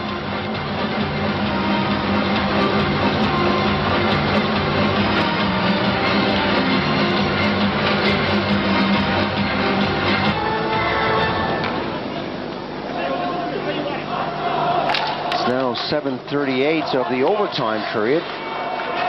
That's pushed forward by a hand, but the Russians come up with it. Karpov, the backhander, looking to get it out front. Karpov is still there. Stasny. Bacha bangs it off the boards, throws it up, and the Slovaks not stringing the passes together. A couple of minutes left, and then we go into a shootout. I personally don't like the shootout situation. I'd like to see it resolved in overtime, but that may not happen. The Russians now trying to get it out of the zone. A long clearance down the boards. Marchenko feeds it to the far side. Dano hits the blue line and just taps it away. And everyone is on everyone else out there. Shargorodsky gets it up. Vinogradov couldn't get a handle on it. Coming in now. Vinogradov! Nikolitin set him up. Vinogradov, number 19, streaked down the right side, and that's the game. There goes the idea of your penalty shootout, Paul. You aren't going to see one. The Russians have won it at 8:39 of the overtime period. Hey, look at that guy smile. Tikhonov with the hugs, a little dance, fist in the air. He's a happy guy. The Russians celebrate. Vinogradov with the big goal for the Russians. Nicely set up through the hard work of Nikolitin.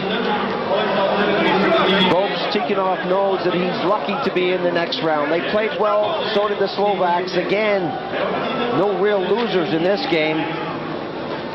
But the Russians really took the opportunity when it came. It's what happens when you keep the legs going. Nikolitin just not coasting through it or letting the Slovaks tie him up. He keeps going long enough to be able to push that puck to the front of the goal. The Slovaks are all watching him. In the meantime, Vinogradov just slips into the play and tucks the goal into the net. Well, an excellent finish. It was a funny old game. Fast moving at times and then it slowed right down. But in the end, the Russians come up with a big victory, and that's the final score. At the 14-minute mark, throws it up on the wing, and the Swedes have to slow it down and throw it to the far side. Duse went after his man. Duraf comes out of his net. Hansen goes in a hurry. Sweden trying to get something going. Big shot. That's in the net. Stillman lets it fly. Finally, they get a quality shot on goal, and they make it pay. Good effort of forechecking by Roger Hansen, number 11. Got that started.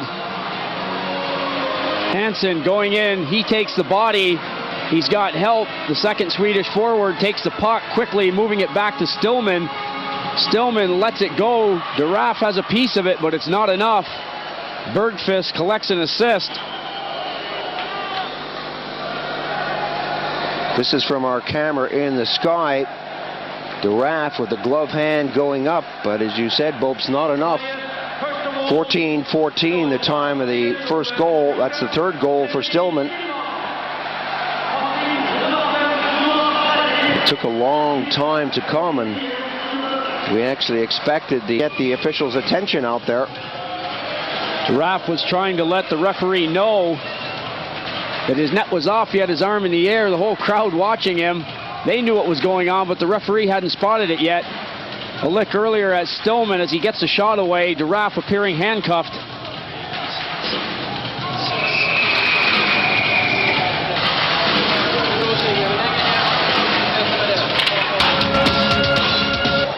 Welcome back to the start of the third, and with Svensson rattling that off the woodwork.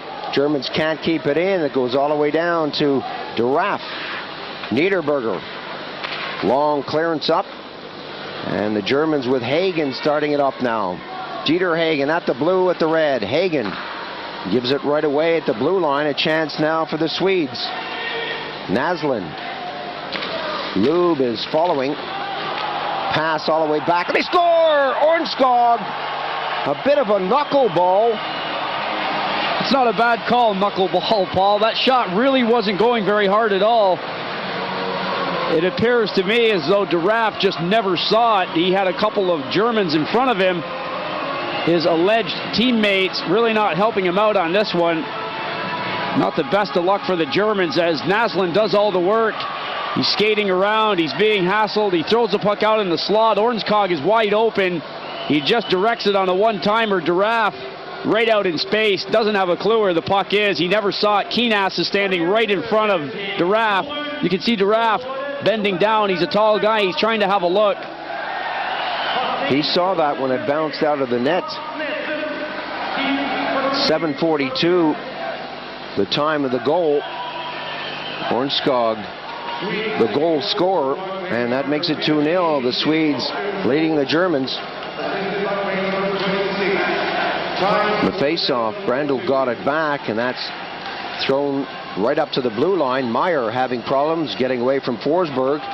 Meyer rink-wide pass, and the Germans need something magical now to bring themselves back into this one. Kummer along the boards. Steffen goes in hard. Kummer moves up quickly and gets the puck in the corner. Stillman stays with him. A chance perhaps for the Germans as that goes into the far corner. Shot from a sharp angle. Salo comes out and smothers that. Thomas Janssen once again involved in rough stuff. The 33-year-old ex-New York Islander, who is a pretty clean hockey player, has had a bit of a rough going in this game. Another look at Ornskog's shot. Duraff's reaction says it all. He's waiting to see where the shot is. It's behind him. Just mentioning Janssen, he's really been having a tough game around the front of the net, in the corner, having a good go with a few of the German players. Brandl in the face-off circle. That bobbles over onto the right wing there, but it's just not up on the machine. Now that they've sorted that out, we can get back to playing hockey here. So I've taken the Russians, you've taken the Slovaks. We know the Canadians and the Finns are going to go at it. Ustorf. Big shot comes in, they score! Well, we both agreed on the Swedes, and they're up 3-0 now, so we're not looking too bad there, Paul. Svensson right back at the blue, lets a rocket go. He got all of that one, no doubt about it. The puck was barely dropped, the face-off won, the puck goes to Svensson, and he lets it go. There goes the pass across after the Swedes win the draw. Svensson lets it ride. Duraff doesn't even touch that one.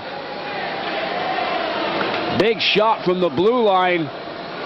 Svensson with a tremendous wind-up. Duraff is beaten and he knows it. That's number 3. We're going to take a short break now. Stay with us. We'll be back with more action from the third period. Welcome back. 12:20 gone in the period. Face-off just inside the Swedish zone.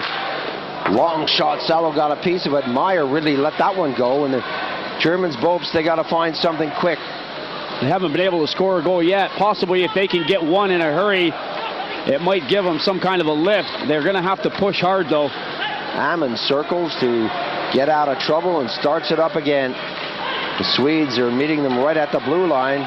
Julin goes back. Long shot right on the money. Meyer let it fly, and Salo dropped it in front and kept the play going. Rydmark takes the shot. That went upstairs, and Rydmark says, yes, I got it. Play continues. That bounced off the crossbar. And a whistle on the play, but Rydmark says, hey, how about that? And Duraff says, hey, how about it? I got a piece of it. Big shot from Rydmark. On his off wing, he really does get a good piece of the puck. It's off the stick of Duraft and right up onto the crossbar.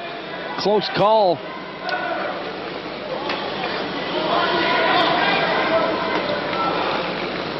One or two of the Swedes looking for the video replay. I don't think so on this occasion.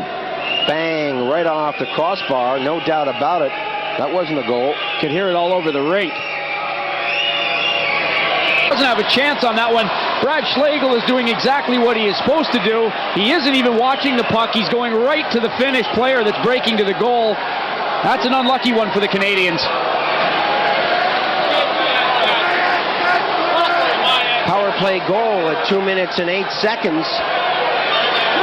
And QIWI will take that one no matter what. That's the first goal of the game here in the second period. The Finns continue on that incredible journey that they started on the first day of the competition when they beat the Czechs 3-1. A lot of people, including myself, thought that they were destined for the final game and that they were destined for gold. It's early to tell yet. The Canadians coming back. Tammy is tested. Bounces into the corner, and the Finns again started up 1, 2, 3 players, and the fourth was caught well and truly over the blue. The goal seems to have pumped up the Canadians. It's a Finnish goal, but it's gotten the Canadians moving. Norris letting a good shot go. There's another look at QIWI's goal. It's right off the skate of Brad Schlegel, and Hirsch isn't ever going to be able to recover quick enough for that. A lot of time left in this game. QIWI sitting on the bench taking a rest. As you said, Paul, he isn't going to deny the goal that went in, and he gets credit. That's his fourth goal of the tournament. Face-off just outside the Canadian zone. Ned and Ruah have linked up nicely throughout these Olympic Games. The Canadians must be brimming with confidence. They beat the Swedes in the last game of the first round 3-2. And then in the playoff round, they beat the Czechs by the same score, although that went into overtime. Palo now takes the shot. Hirsch had problems with that one for a moment. It's tipped along the boards. Waugh gets it way up. The Canadians breaking in. Johnson right in front. And a break now. Big shot. Score! Keskinen, number 9, let it fly. Niemann was on the far wing, waiting for the pass. Keskinen makes it 2 for Finland.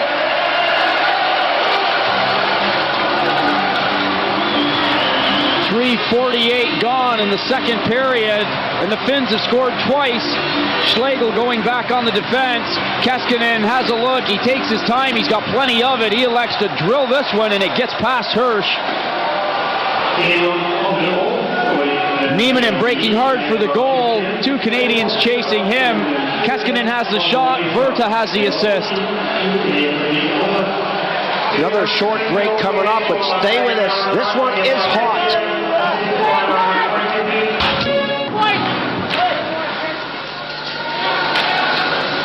Welcome back. Action here in the second period. And the Finns now applying the pressure. QIWI taking off the puck. QIWI being manhandled right in front of the bench, and the Canadians flip it all the way around into the corner. Lehtinen. QIWI, Lehtinen providing all the problems in that near corner. Peltonen now goes in as that trickles out. And it bobbles into neutralized territory. Lushko goes down, flips upstairs! First goal for Canada, Lushko. We haven't seen many mistakes from the Finnish defense in these Olympic Games, but Laukkanen gets burnt right at the center red line. His pass not getting through. The Canadians break quickly. Laukkanen not able to do much with it. The pass is thrown ahead nicely by Joseph. Lushko is off on a breakaway. Great move, keeps it on the backhand and puts it upstairs over Tammy. Good move by Lushko. He comes in, he knows there's heat coming. It's on his left. He keeps the puck. away from the defensive player coming back to try and get him, and that's a great goal for the Canadians. 15:59 the time of the goal, which is number 5 for Luzhko. And the Canadians are back in this one, 2-1 the score.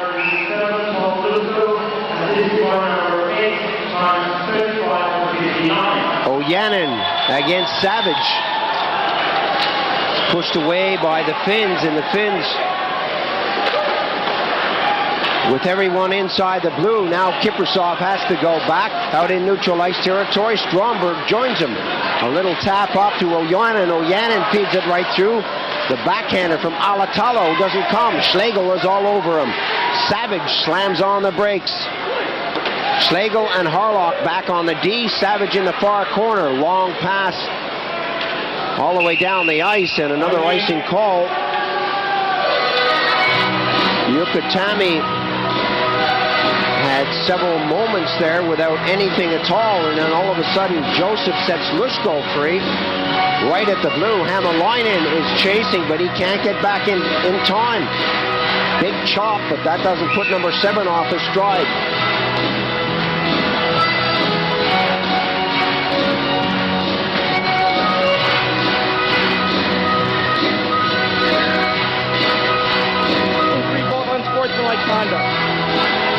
Hip check, Nedved getting right up and getting back out of the finish zone. Warenka, a little tap up on the wing. Korea slams on the brakes with Jutila there. Kontos in the corner. Nedved puts it all the way back to the blue. The Canadian big shot comes in. Bouncing puck. Tommy goes down in the crease as that bobble to his right.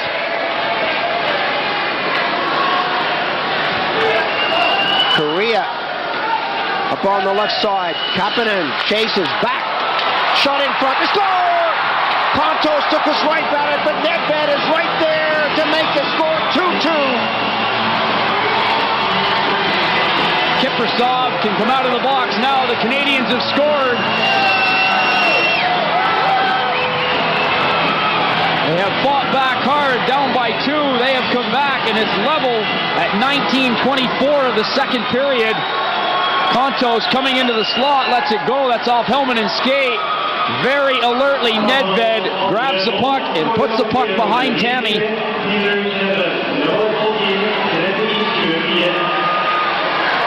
There's the break for Nedved. That's all he needed.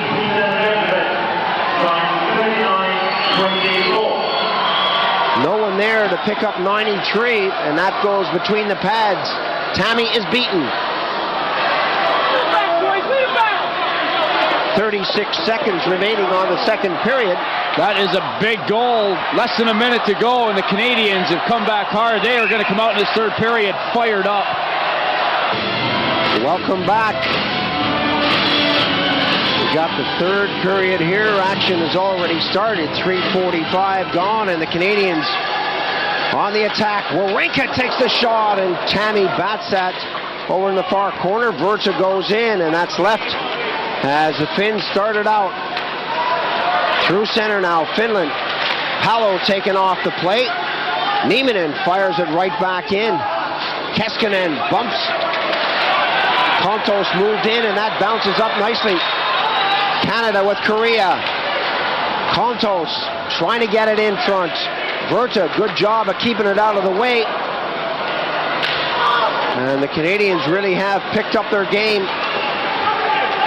From behind the net, all the way out front. Warenka comes up from the blue line and puts it in the back of the net.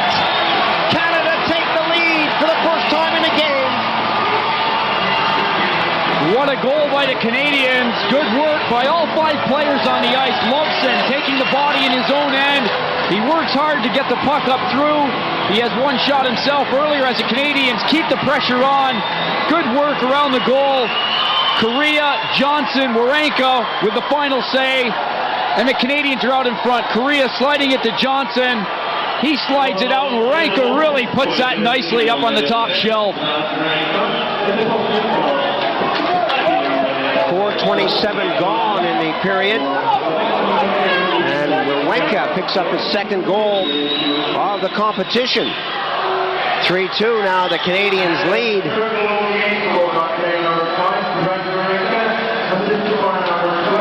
Koivu and Parks in the face-off circle.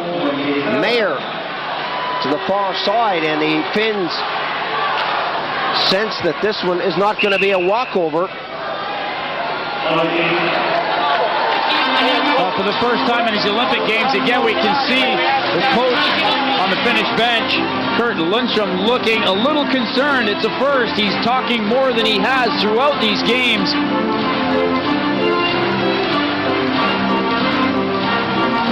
Rennie working with Danny Dubé, and they must be happy with what they see. They know the Finns are such a powerful team with great depth, so they can't sit back and just play in a shell, that's for sure.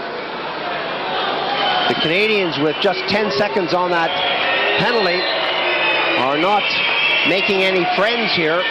The fans want to see them go forward. Schlegel couldn't get that, and the Finns set it up. Shot comes in, and that went high. The rebound was almost tapped to the net, and the Canadians now break. Wawrinka so fast on the break. Whoa, takes the shot, scores!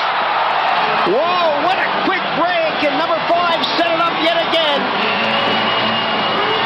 Good stuff from the Canadians. You could hear the pipe on that, but it was the inside of the pipe. What a shot from Waugh. And it certainly says something about the speed of Wawrinka. He's a big guy, but he can get the legs going. You got guys like Waugh going up the ice who can fly. Wawrinka did the thing, the right thing, that is, of getting over the blue. Then he lays a pass, and Waugh sends this one home. A nice shot.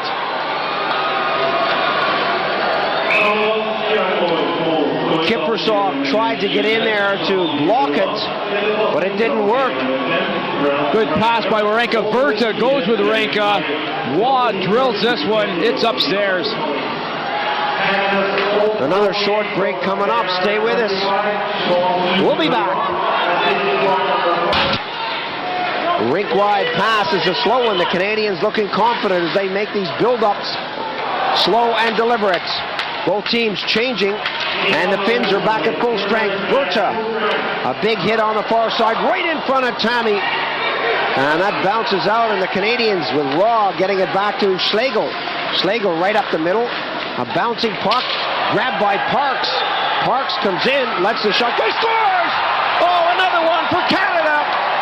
Parks picked up a loose puck at center, walked in and took what seemed to be a routine shot that beat Tammy for number 5. Greg Parks is another one of those guys that just doesn't stop working. He deserves to have a goal whenever he gets one. He takes the puck as Stromberg stumbles, goes down. Parks drills it low. Tammy unable to come up with a save. A well-deserved goal for a guy that works really hard. The Canadians out in front by 3. Parks letting it go. Tammy not able to save it, and the Canadians celebrate again. The Finns have now allowed 5 goals in this game. They had only allowed 5 total in the first 6 games of this competition. Canadians are doing well. That's an understatement. Koivu against Savage. And Tammy went for that puck with the glove hand. He had to come all the way down from his waist to the ice.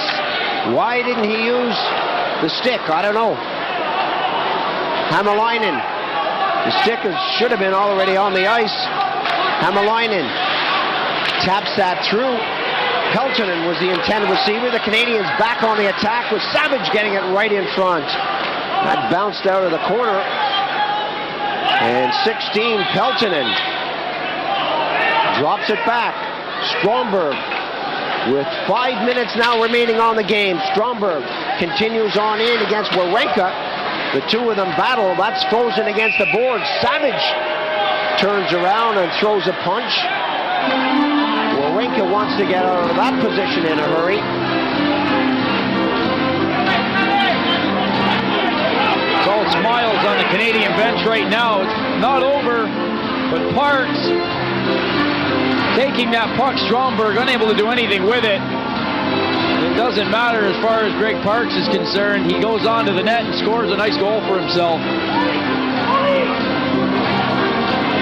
Canadians looking very... Tammy getting the pad on it. from the face-off. Another shot comes in, and Tammy makes a save. Norris takes it into the corner. That's stolen off his stick. Keskinen, a long pass up the middle. Nieminen tries to poke that through. Coming up to the final minute. Norris drops it back. Correa takes the shot, and he tried to get that one on Savage's stick. And again, the Finns unable to get it out of the zone. 1 minute now on the game. 5-2 the score. The Canadians are leading this one. Nieminen going through. Palo now picks it up. Palo looking to get a shot away, but he backs himself right along the boards and then just hands it over.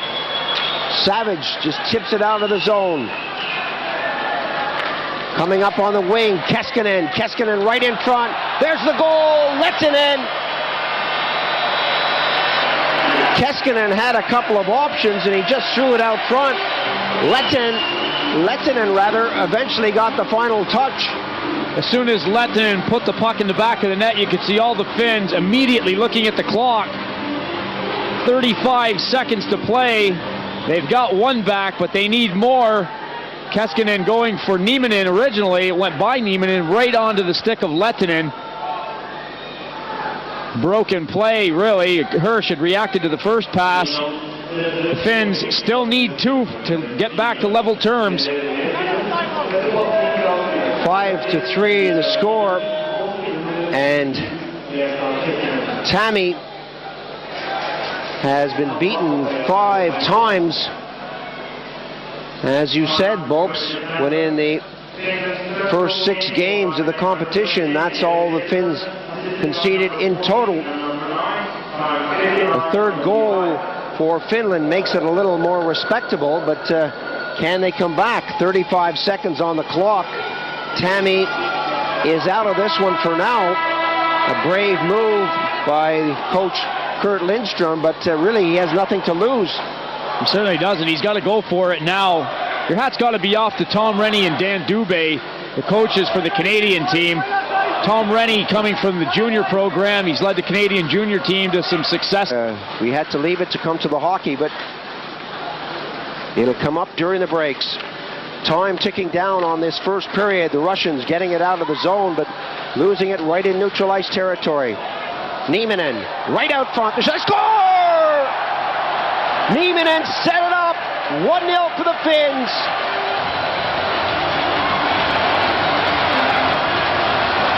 It was a matter of time before this was going to happen. The Finns have been pressing harder and harder. The Russian defense has been very strong. Ivanikov has done the job, but finally Palo and Nieminen get something going for the Finns. Nieminen with a good heads-up pass. Palo right in the slot, drives the wrist shot past Ivanikov. The Finns on the scoreboard first. Nieminen, such a heads-up player, really lays the pass back nicely. Palo doesn't make a mistake. At that range, he is right at home. 17:32 the time of the goal, and that could open things wide up here in this game for bronze. From the face-off, QIWI to Lehtinen, comes back to Laukkanen. Laukkanen flicks that high, and Ivanikov has to hang on to that.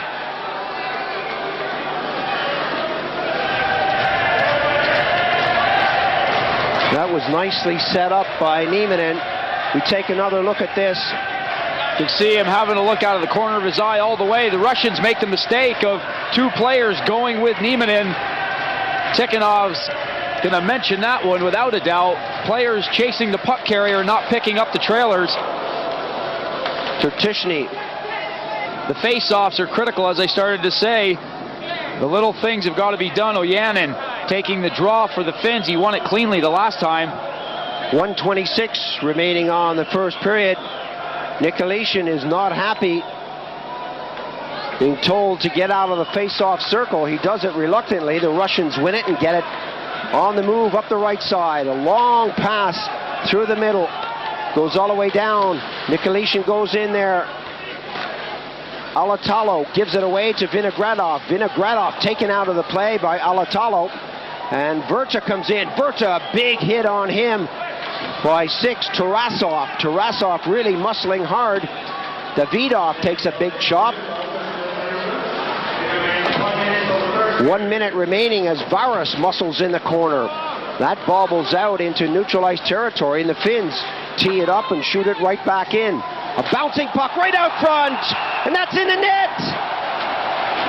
Whoa, early on in this competition, Bopes, we talked about these wicked bounces, and we've just seen one of them. That's a goalie's nightmare. I wouldn't want Ivanikov on my baseball team after a play like that, though. You've got to at least get your body in front of the puck. The weird and wonderful bounces off the puck boards are one thing, but the goalie, once he decides to go out in no man's land, he's got to get the pads or his chest or something in front of the puck. Alatalo comes in, puts the puck in the net, then drops Ivanikov just for good measure. Out of my way, pal, I want the goal. The Finns with 2 now in the first period.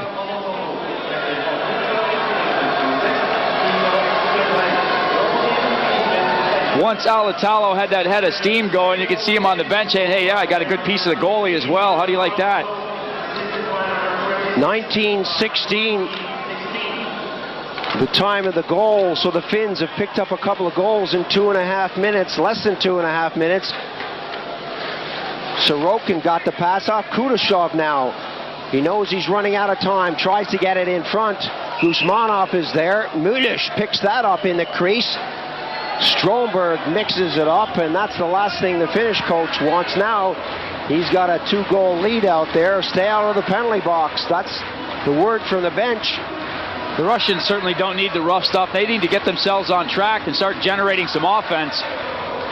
Nikolitin going after his man. The puck was sent in very hard. It was bouncing around. It went the right way as far as Alatalo is concerned.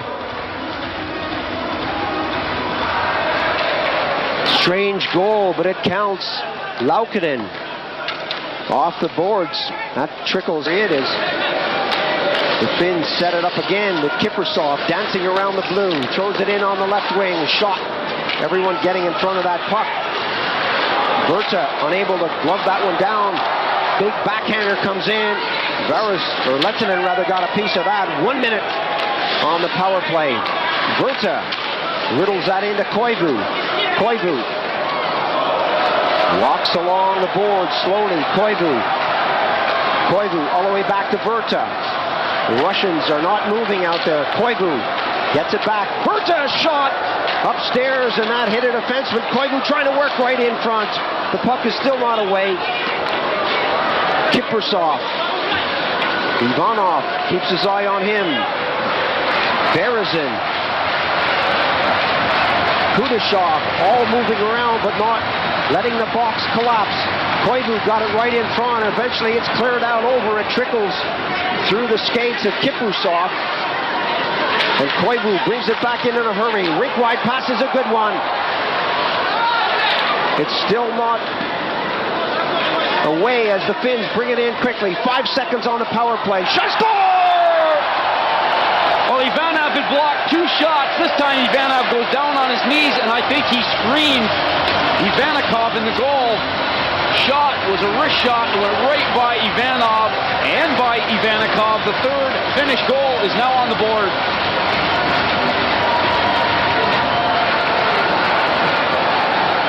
Let's take a look at this again. Peltonen coming out of the corner. He slams on the brakes. Ivanov goes right down on his knees. He doesn't block the shot. Ivanikov, I don't think, even sees the puck. By the time he reacts, it's over him, and it's the third goal. The power play goal scored by Peltonen, the assist going to Koivu.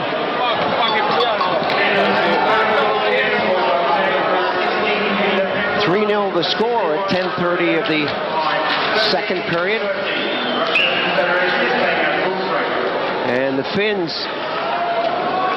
have to be given credit here for patience. They certainly took their time when a lot of fans were calling for these guys to shoot, shoot, shoot.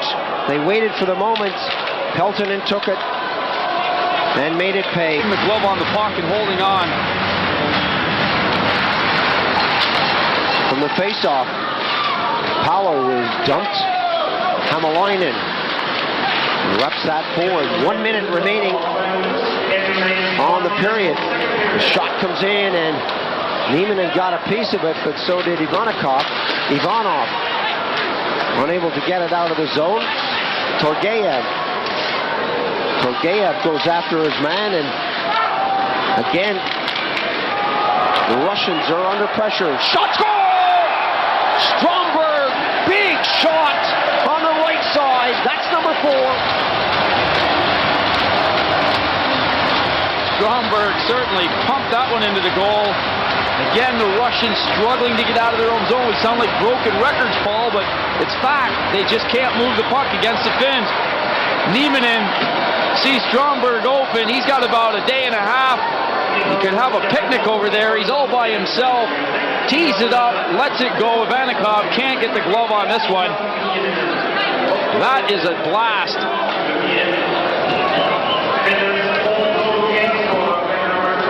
$19.24, the time of the goal.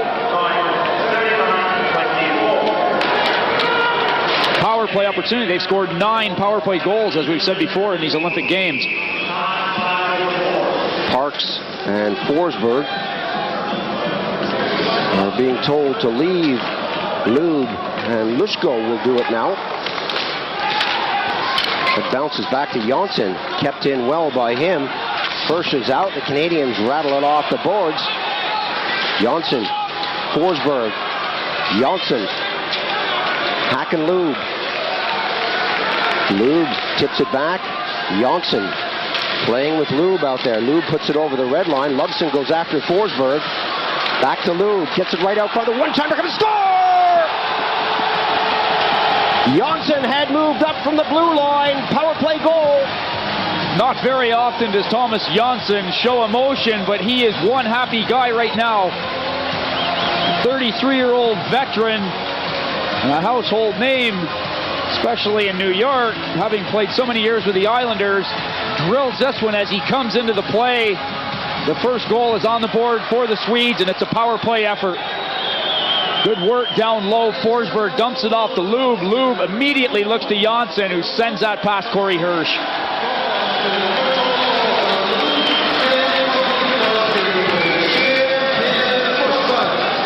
.610, the time of the goal.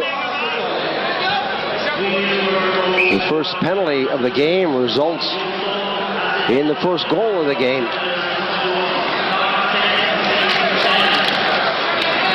That comes back now to Svensson. Svensson finds an opening and shoots it down the ice. Wawrinka is there for Canada. Nedved circles and goes up on the right side, and Wawrinka pops it up to Meyer. Meyer's pass is not a good one. Johansson for Sweden elects to drive that in, and that goes over the boards. We're going to have another face-off. Good start for the Swedes with Johnsson getting that goal. We see from inside the net how goalie Hirsch moved on that one. It took the Swedes 26 seconds into their power play to score. Drop that puck. Kontos is there too. Loose puck, and the Canadians move in quickly, but Svensson grabs it ahead of Schreiber, or Johnson rather, and the Canadians have to go back to their own blue. Wawrinka. Pass right up the middle is a good one.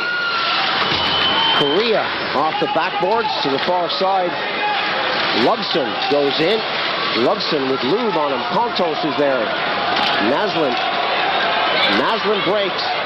Gives it to Lube.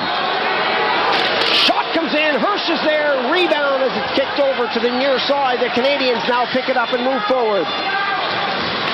Johnson. Johnson. Kontos.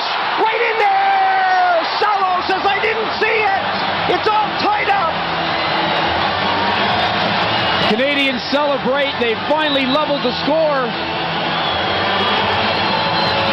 Good action from Canada. It wasn't a perfectly smooth play, but it worked. Kontos doing the job by holding the puck into the zone. Directs it toward the net. Couple of people fighting for it. Korea's right there around the front of the goal. Johnson, Kontos looking for Korea. Salo is beaten, and the Canadians have tied the score. Korea momentarily has been given credit for the goal. Johnson for the assist. The referee taking his time on the call. As it stands, it should be Paul Korea from Johnson.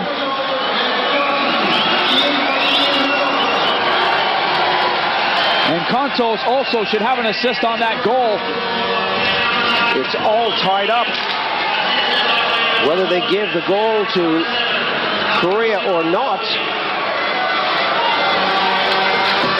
And what a finish we're building for here.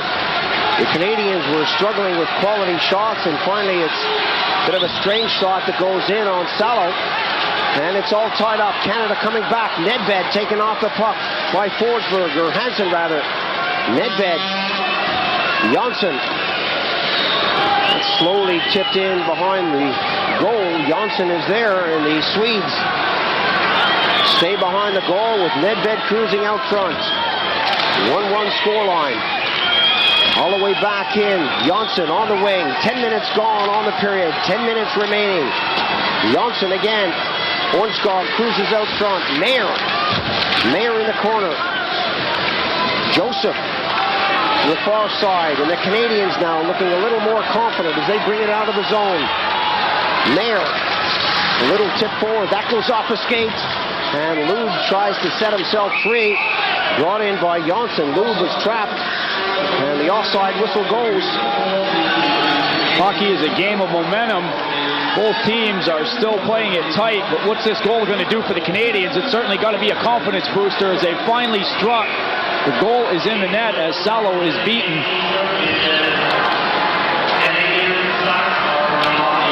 Korea moving right in front of Salo gets the tip.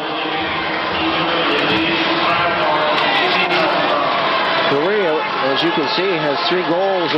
In the second period, it opened up a little more, although there wasn't any scoring in that period. And this third period has opened up further still. Forsberg, long shot on Hirsch. Mayer. Johnson. Back, and Mayer comes forward. Mayer, the pass right through. Goes back behind the red line. The Canadians set it up from behind the goal. Right in front, the one-timer. Salo makes a save. And Oshak score! 2-1! Salo again says, I didn't see it. It doesn't matter whether he saw it or not. The Canadians are going crazy. They have gotten the lead now through 2 third-period goals. One thing to get the shot off and have the other team coming at you, but the beating that Mayer just took from his own teammates is more than he's had in a long time. Great opportunity for the Canadians. The first shot comes in. Mayer steps in and drills it past Salo, who didn't see it. Again, you can see him flapping his arms at his teammates. Hey, I don't even know where the puck is.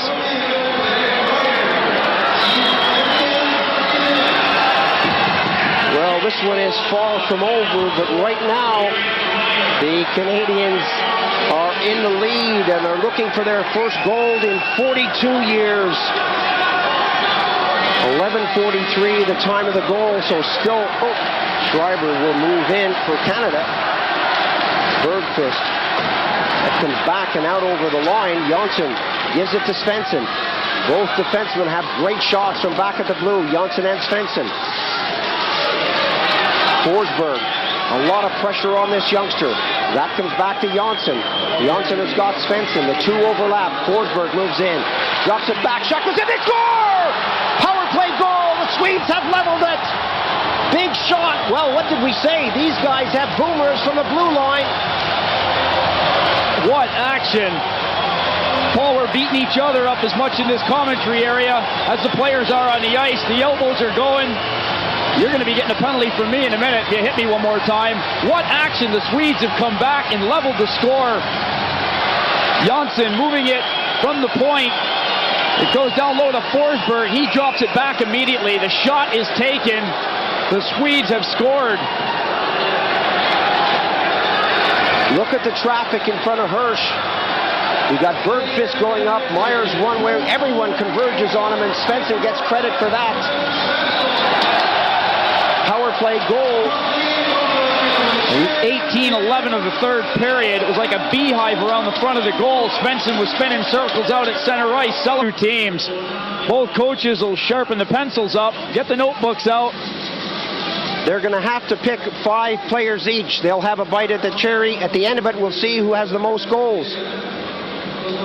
If no one has a lead, then they'll pick another 5, and they'll just keep going in a sudden death shootout. Both teams will get a little bit of a rest here. Hearn has got things to do. There'll be a coin toss. They'll flip to see who's going first, what end is what.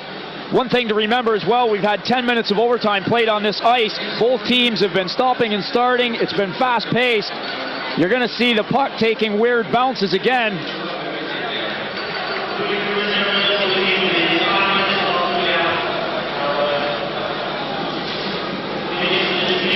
Hearn is going to get his list from the Swedes and the Canadians. And this is so important. And Bopes, you were a forward. This is the kind of thing you do in practice every time you practice. Even if you do it for fun, for a soft drink or a beer, $1, whatever. It's the kind of thing you'll do at the end of a practice, and you'll say, okay, the last guy standing, the guy who keeps scoring, will get the beer. That's right, and it's always a big joke in practice. Well, not always a big joke. A lot of times it's taken as a joke, but it's times like this when the serious goal scorers, and every team is always going to have a defenseman or two that are very good on these penalty shootouts. So it'll be interesting to see who both coaches pick. The pressure will be on the guys out on the ice. The goalies will go out there one turn at a time, and the spotlight is on them, and you can see the Sweden lineup. Lube, Svensson, Naslund, Forsberg, and Hansen for Sweden.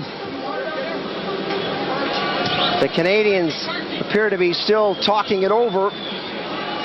Rennie does not want to make a slip-up now. We remember against Germany in '92, the Canadians with Lindros scoring a goal, and the Germans, this was into the second setup shootout. Draisaitl went down, put it beyond the goaltender, Sean Burke, but it rested right on the red line. The Canadians won because that puck did not clearly go over the red line. Dramatical moments they were. Coach Rennie's turned in the list. It's Gretzky, Messier. Oh, wait a minute, I got the wrong one. Sorry about that. He would love to have the likes of Messier, Gretzky, but then again, the Swedes could have a few stars of their own here.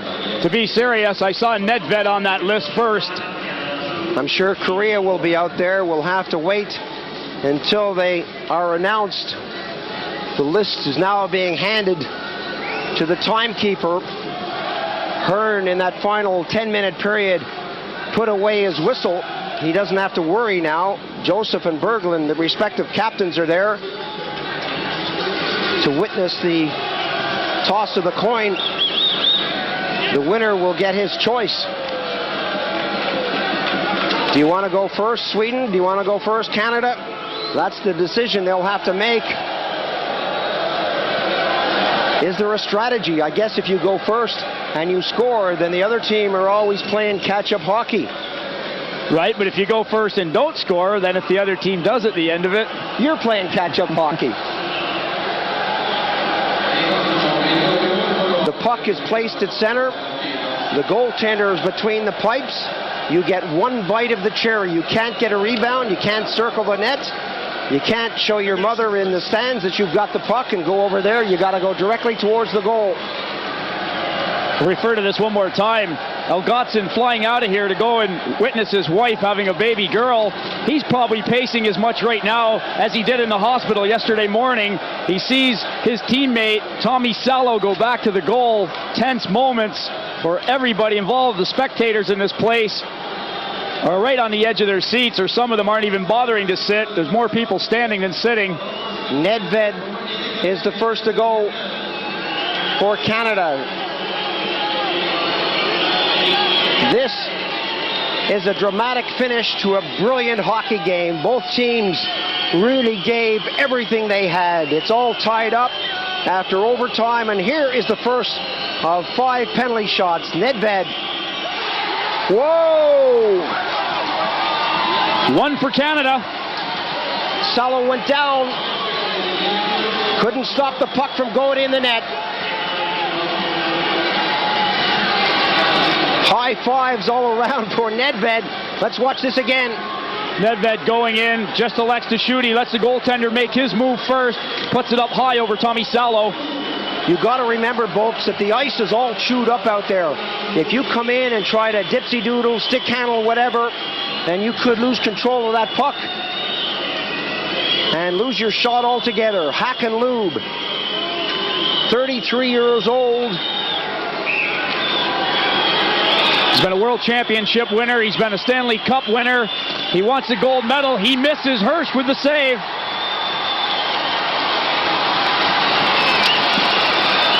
Lube is looking for the big treble out there, as you said, Bopes. He'll be the only person in history to do it. And this isn't going to help his cause. Lube, the right-handed shot goes in, tries to pick the 5-hole between the pads. Hirsch looks around, can't believe he made the save. The puck has gone the other way. Hirsch did the right thing, though, by keeping his stick on the ice. The legs have to be open when the goalie goes down, but he had the stick in the way. Paul Kariya, the wonder boy for Canada. A lot of pressure on him. 19 years old, still a college student. Kariya puts it upstairs, 2-0 Canada. Well, I don't know if they've watched the tapes or not. Salo went down pretty quick again. 2 shots, 2 goals upstairs on Salo. This is the guy who was drafted #1 by Anaheim. The Mighty Ducks want him bad. Glanced off the arm of Salo. That was a rocket of a shot, and having played goal for a while, that's what I would hate to see most. The big shot from about 15 feet out. Svensson is up. Now we see a defenseman taking a shot. That was nice. Svensson looking like a forward. When you're a forward, you just hate stuff like that. Defenseman making it look easy. But when you're on the same team and it's this kind of a situation, the high fives and the congratulations are going to be there for Svensson. Great goal. A big guy coming in, fakes a shot, good shoulder fake, keeps it on the forehand. Hirsch sprawled out. That's a nice goal.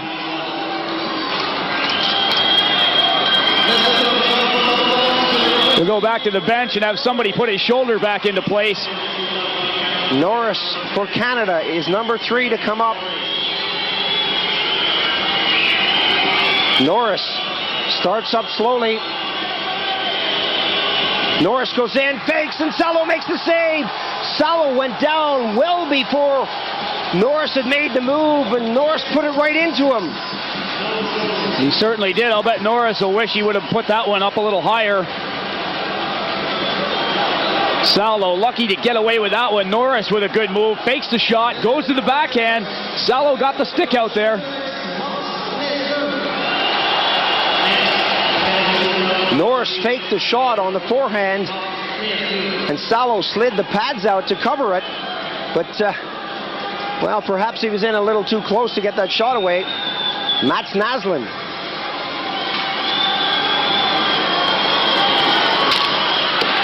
That's no good. Naslund unable to do it on the backhand side. You wouldn't have thought that Mats Naslund would have struggled like that. That wasn't even close. Naslund really looked nervous on that one. He's been through this many times before. Naslund goes in. The puck does stand up on him, though. Well, it's easier said than done. This is what we were talking about earlier. You start to play with the puck, and look at the bounces. He doesn't even get wood on that. A lot of snow, a lot of chipped ice. The Canadians have 2 goals. The Swedes have 1. Greg Parks for Canada is the 4th shooter.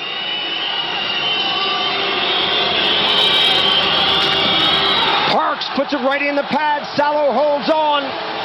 The Swedes need a goal now, and they need it bad. This is the critical shot right here. They need a goal. If they miss and the Canadians score, it's history.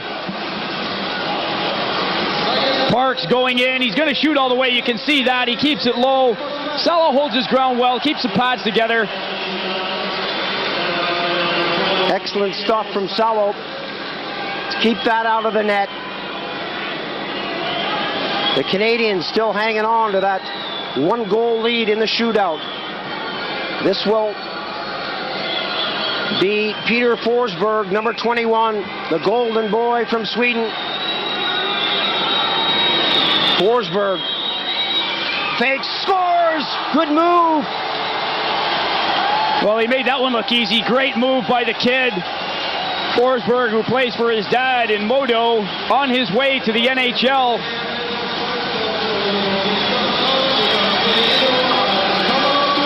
Great move. What nerve shown by the 20-year-old kid.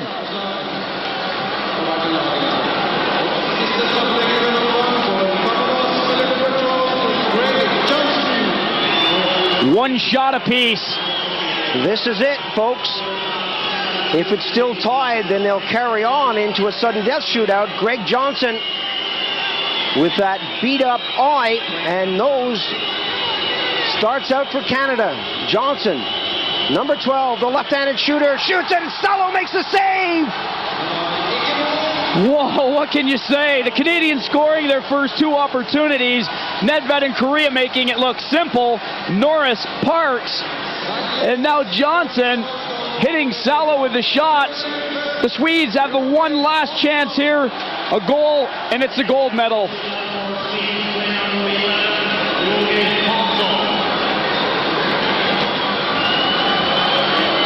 Naslund sitting on the bench. I'm sure that shot of his is going through his mind. Hansen, oh, what a tough position to be in. This is my player out there that I said was one of the top on the Swedish team. He doesn't receive the recognition he deserves because there's so many great players out there. Hansen is blocked by Hirsch. Hirsch looked so cool as he slid to his right and stayed with him.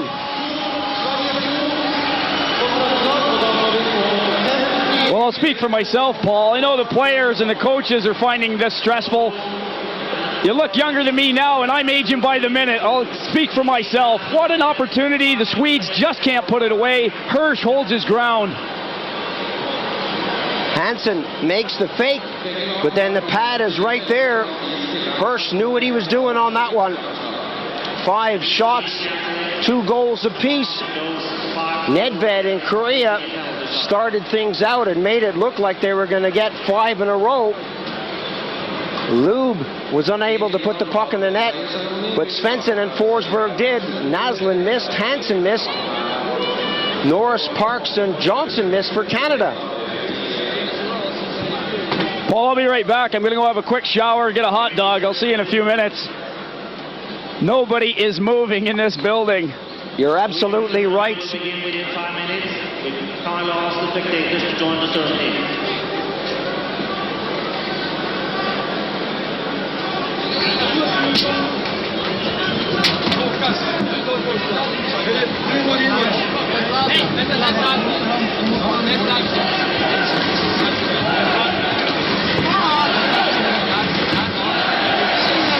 Hearn is talking to Kurt Lundmark about the procedure. He wants more names, and unless I've got it wrong, it should be a sudden death, and the names should be different. They should be another set of 5s. That was one of the complaints in the '92 Olympics when Canada beat Germany. The Germans complained that Lindros had a second goal and he scored on his second shot. Draisaitl, who also had a second goal, missed on his, but they're saying that shouldn't have happened in the first place. There weren't horns on that hat when this game started. Boy, this is tense. Here comes the second list. Well, we'll scrap these guys and we'll try it again.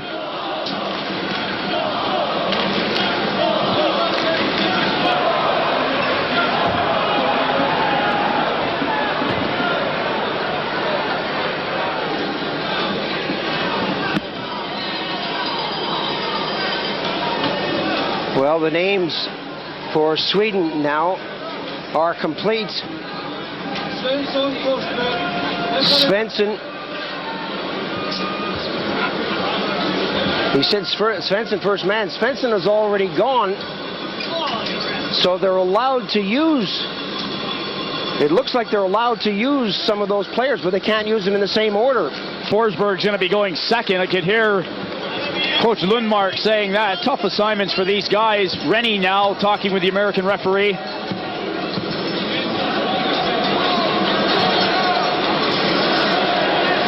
different strategy now. You really can't afford to miss out there. I mean, you couldn't afford to miss before, but now it's sudden death. Rennie is maintaining his cool. It's all down to goaltenders and the individual shooters. Hearn seems happy with the names he's got, but he's going over to the timekeeper to give them the list. Well, we checked this out before the game, and we were told that it would be sudden death. Sweden are going to shoot first, but we were told it's sudden death. We hope that is still the case. Hirsch goes out between the pipes. You're right on the first call. Nedved had gone first for the Canadians. This time the Swedes will go first. Hirsch banging the pipes, getting himself loose. Svensson, who scored in the first round, has the first opportunity for Sweden. Svensson comes in, puts the fake on. This time it doesn't work. Hirsch has seen that act before. The last time it did work, this time no.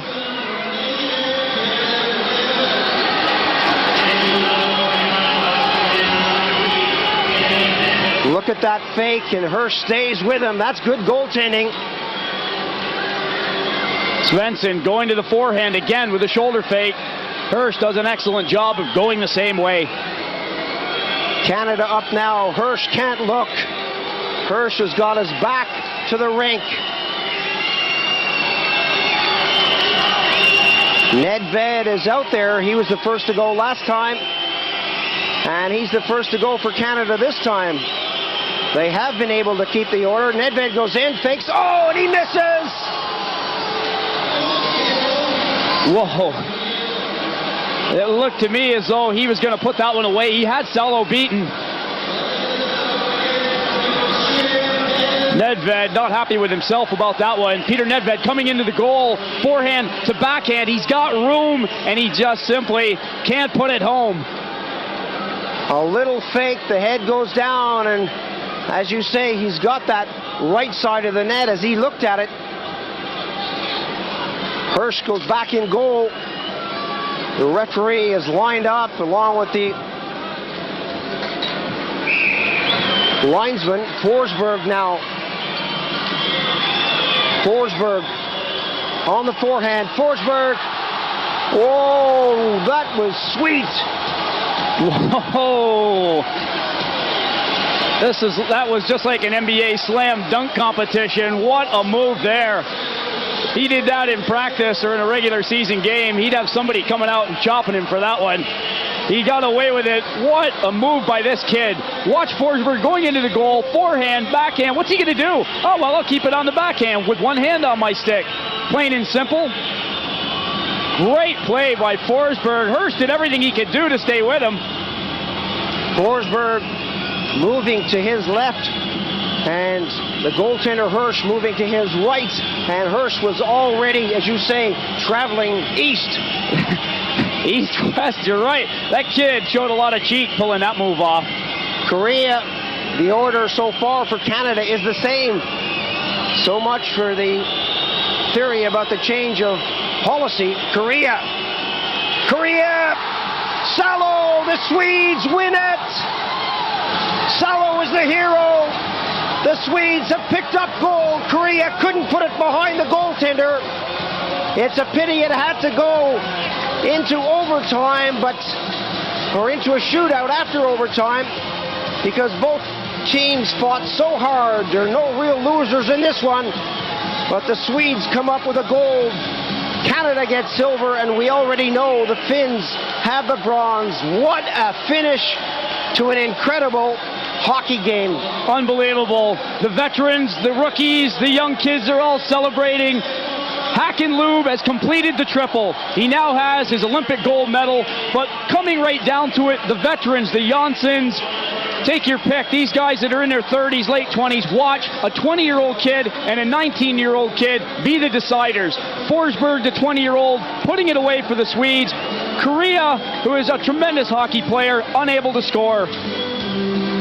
Korea will be going to Anaheim. Forsberg will be going to Quebec.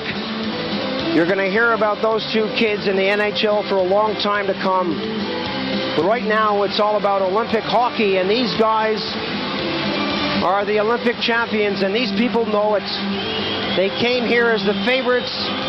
They struggled for a while, winning 5, losing 1, and tying 1. The best record in the competition was from Finland, but the Canadians got through on the same record, 5-1-1, and the final was fought here in Hockons-holle in Lillehammer, and these guys just came out on top after the shootout. Unbelievable. You can see the coaches over there, Rennie and Dubé, congratulating Lundmark. That's great sportsmanship.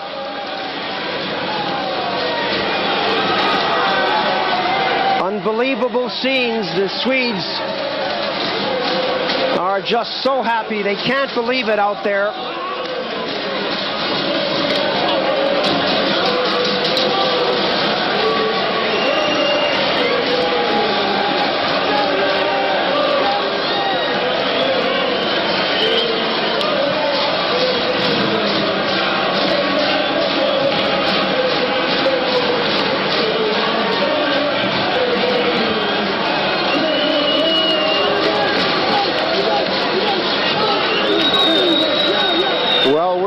Take a break now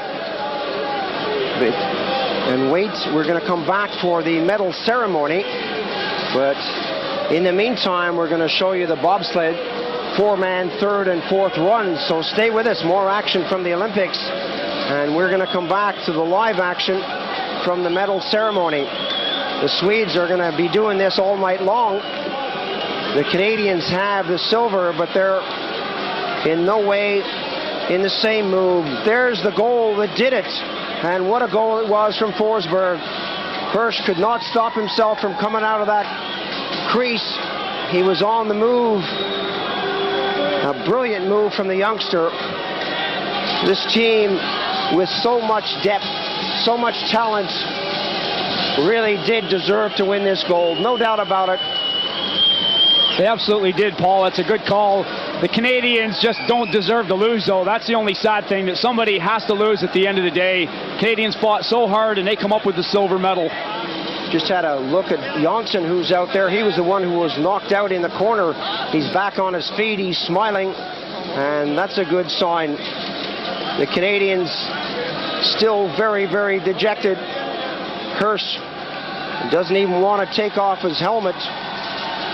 But they have picked up silver, and they have nothing to be ashamed of. We're going to take a break. Stay with us. The 4-man bob is coming up in a moment.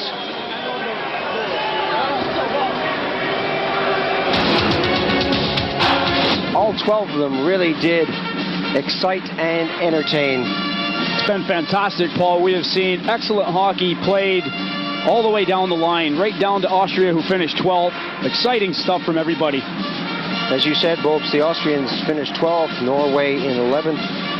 The French were in 10th position, the Italians in 9th, USA 8th, Germany 7th, Slovakia, a good performance from them. As I said, they made a lot of friends here. They were in 6th, the Czechs in 5th, and the Russians in 4th. The first time ever since 1958 that they haven't been able to pick up some kind of medal.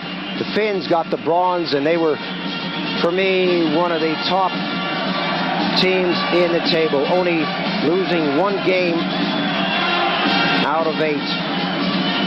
Canada will get the silver, and the Swedes will pick up the gold for the first time, and boy, are they happy.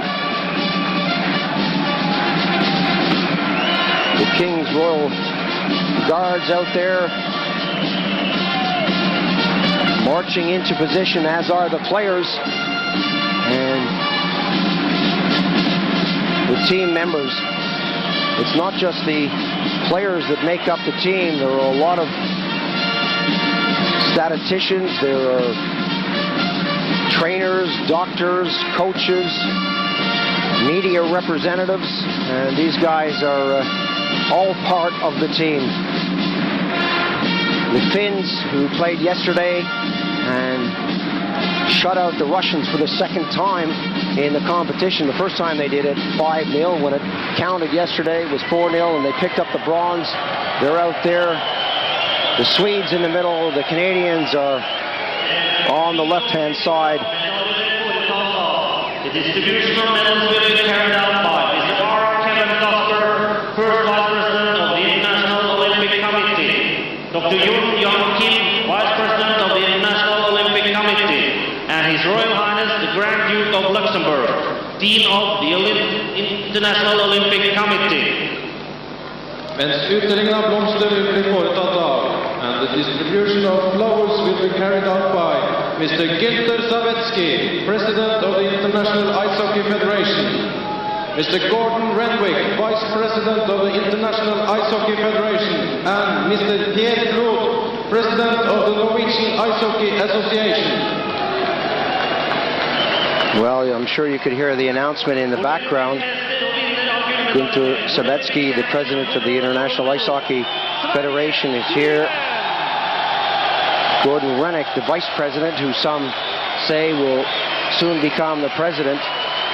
And they're all out there to present the medals and the flowers as the Swedes now step forward. Charles Berglund, the captain. And what a performance from these guys. Excellent stuff from the Swedes as they get into their wave and send it down the team list. The Canadians, Fabian Joseph doesn't look quite as happy, but as I said before, the Canadians with their silver have nothing to be ashamed of. They really did come here as underdogs. They had an untried, untested team, whereas the Swedes had a lot of experienced performers at international level. The Canadians with some NHL players, Nedved, Kontos, these guys had been there before, but on the international scene they hadn't done a lot. Some college kids, some international hockey players, and the Canadians really did put it together when it counts. The Finns, well, for me, and I've said it so many times, they look so sharp. They really did. They played excellent hockey under their Swedish coach, and they deserve at least the bronze. Timo Jutila, the team captain who wears number 5 on the defense, I'm sure will be proud of the Finnish performance in these games.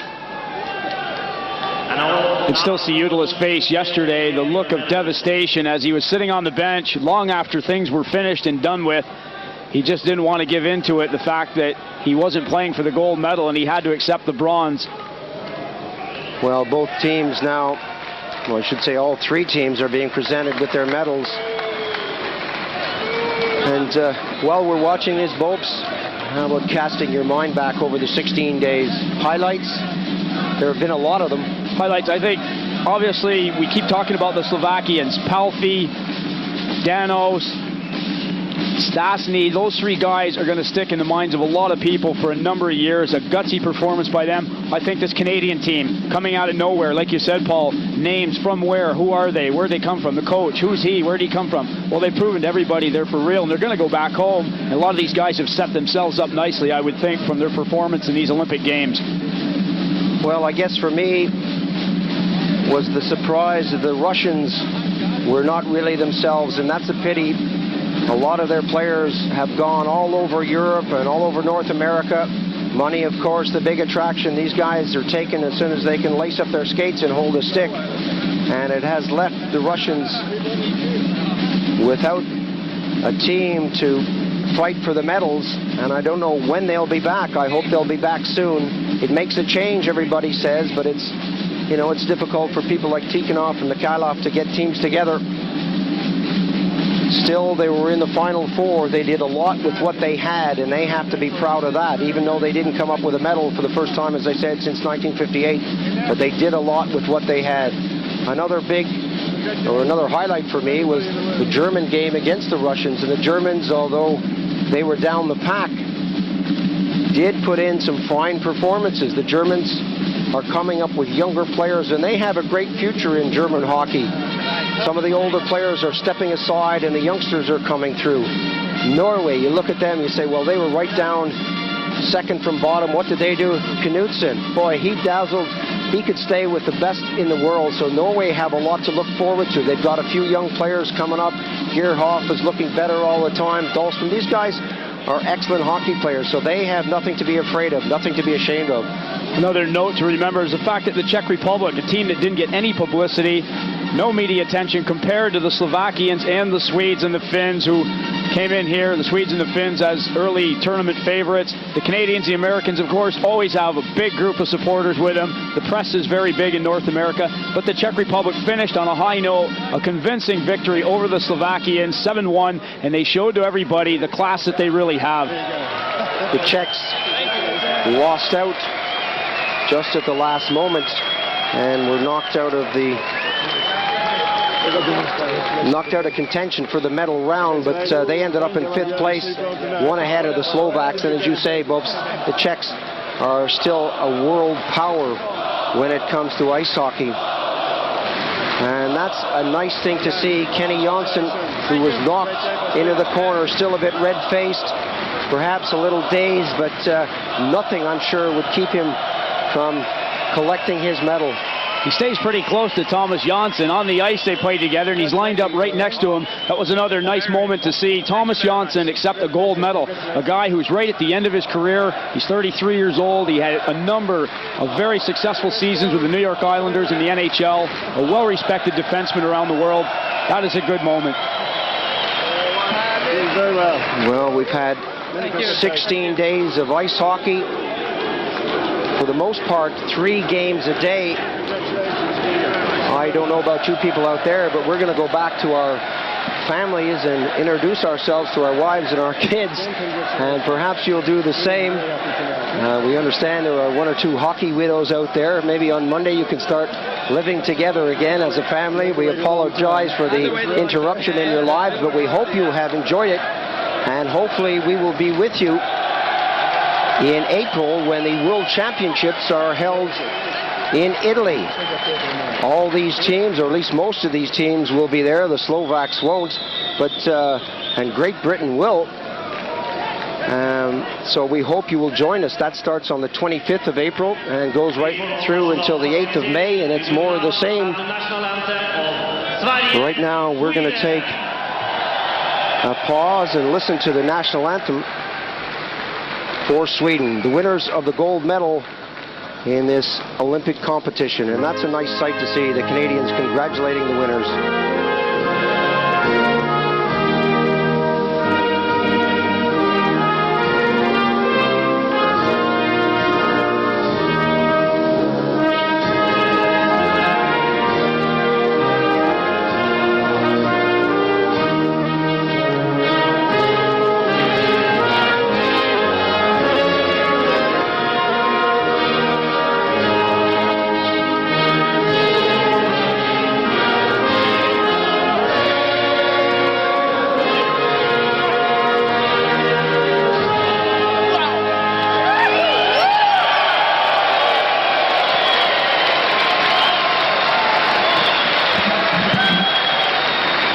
The Swedes finally get the gold,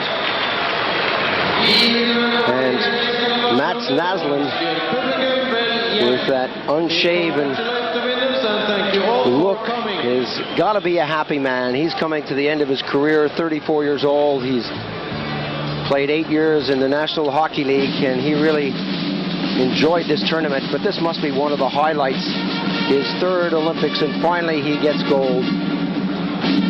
The Canadians, as I said, were outsiders, and they came here and picked up the silver. An excellent job by them, a team thrown together at the last moments. The Finns were always strong. Right from day one, I'd picked them as the team to go the distance. They lost that 1 game against Canada, and that took them out of it. But it's the Swedes who hold the gold, Canada the silver, and Finland the bronze. Paul, I'd like to say thanks for the experience. It's been good fun. And thanks to everybody at Eurosport for a job well done. It's off to the airport, and we'll see you in April. We want to thank you, the viewers, for all your kind letters and phone calls. You really have been a great support over the past 2 weeks. We're going to take a look at more Olympic highlights as soon as we leave you, so stay with Eurosport. But in the meantime, from Richard Beaupre and myself, Paul Ferguson, bye for now. We'll leave you with these scenes.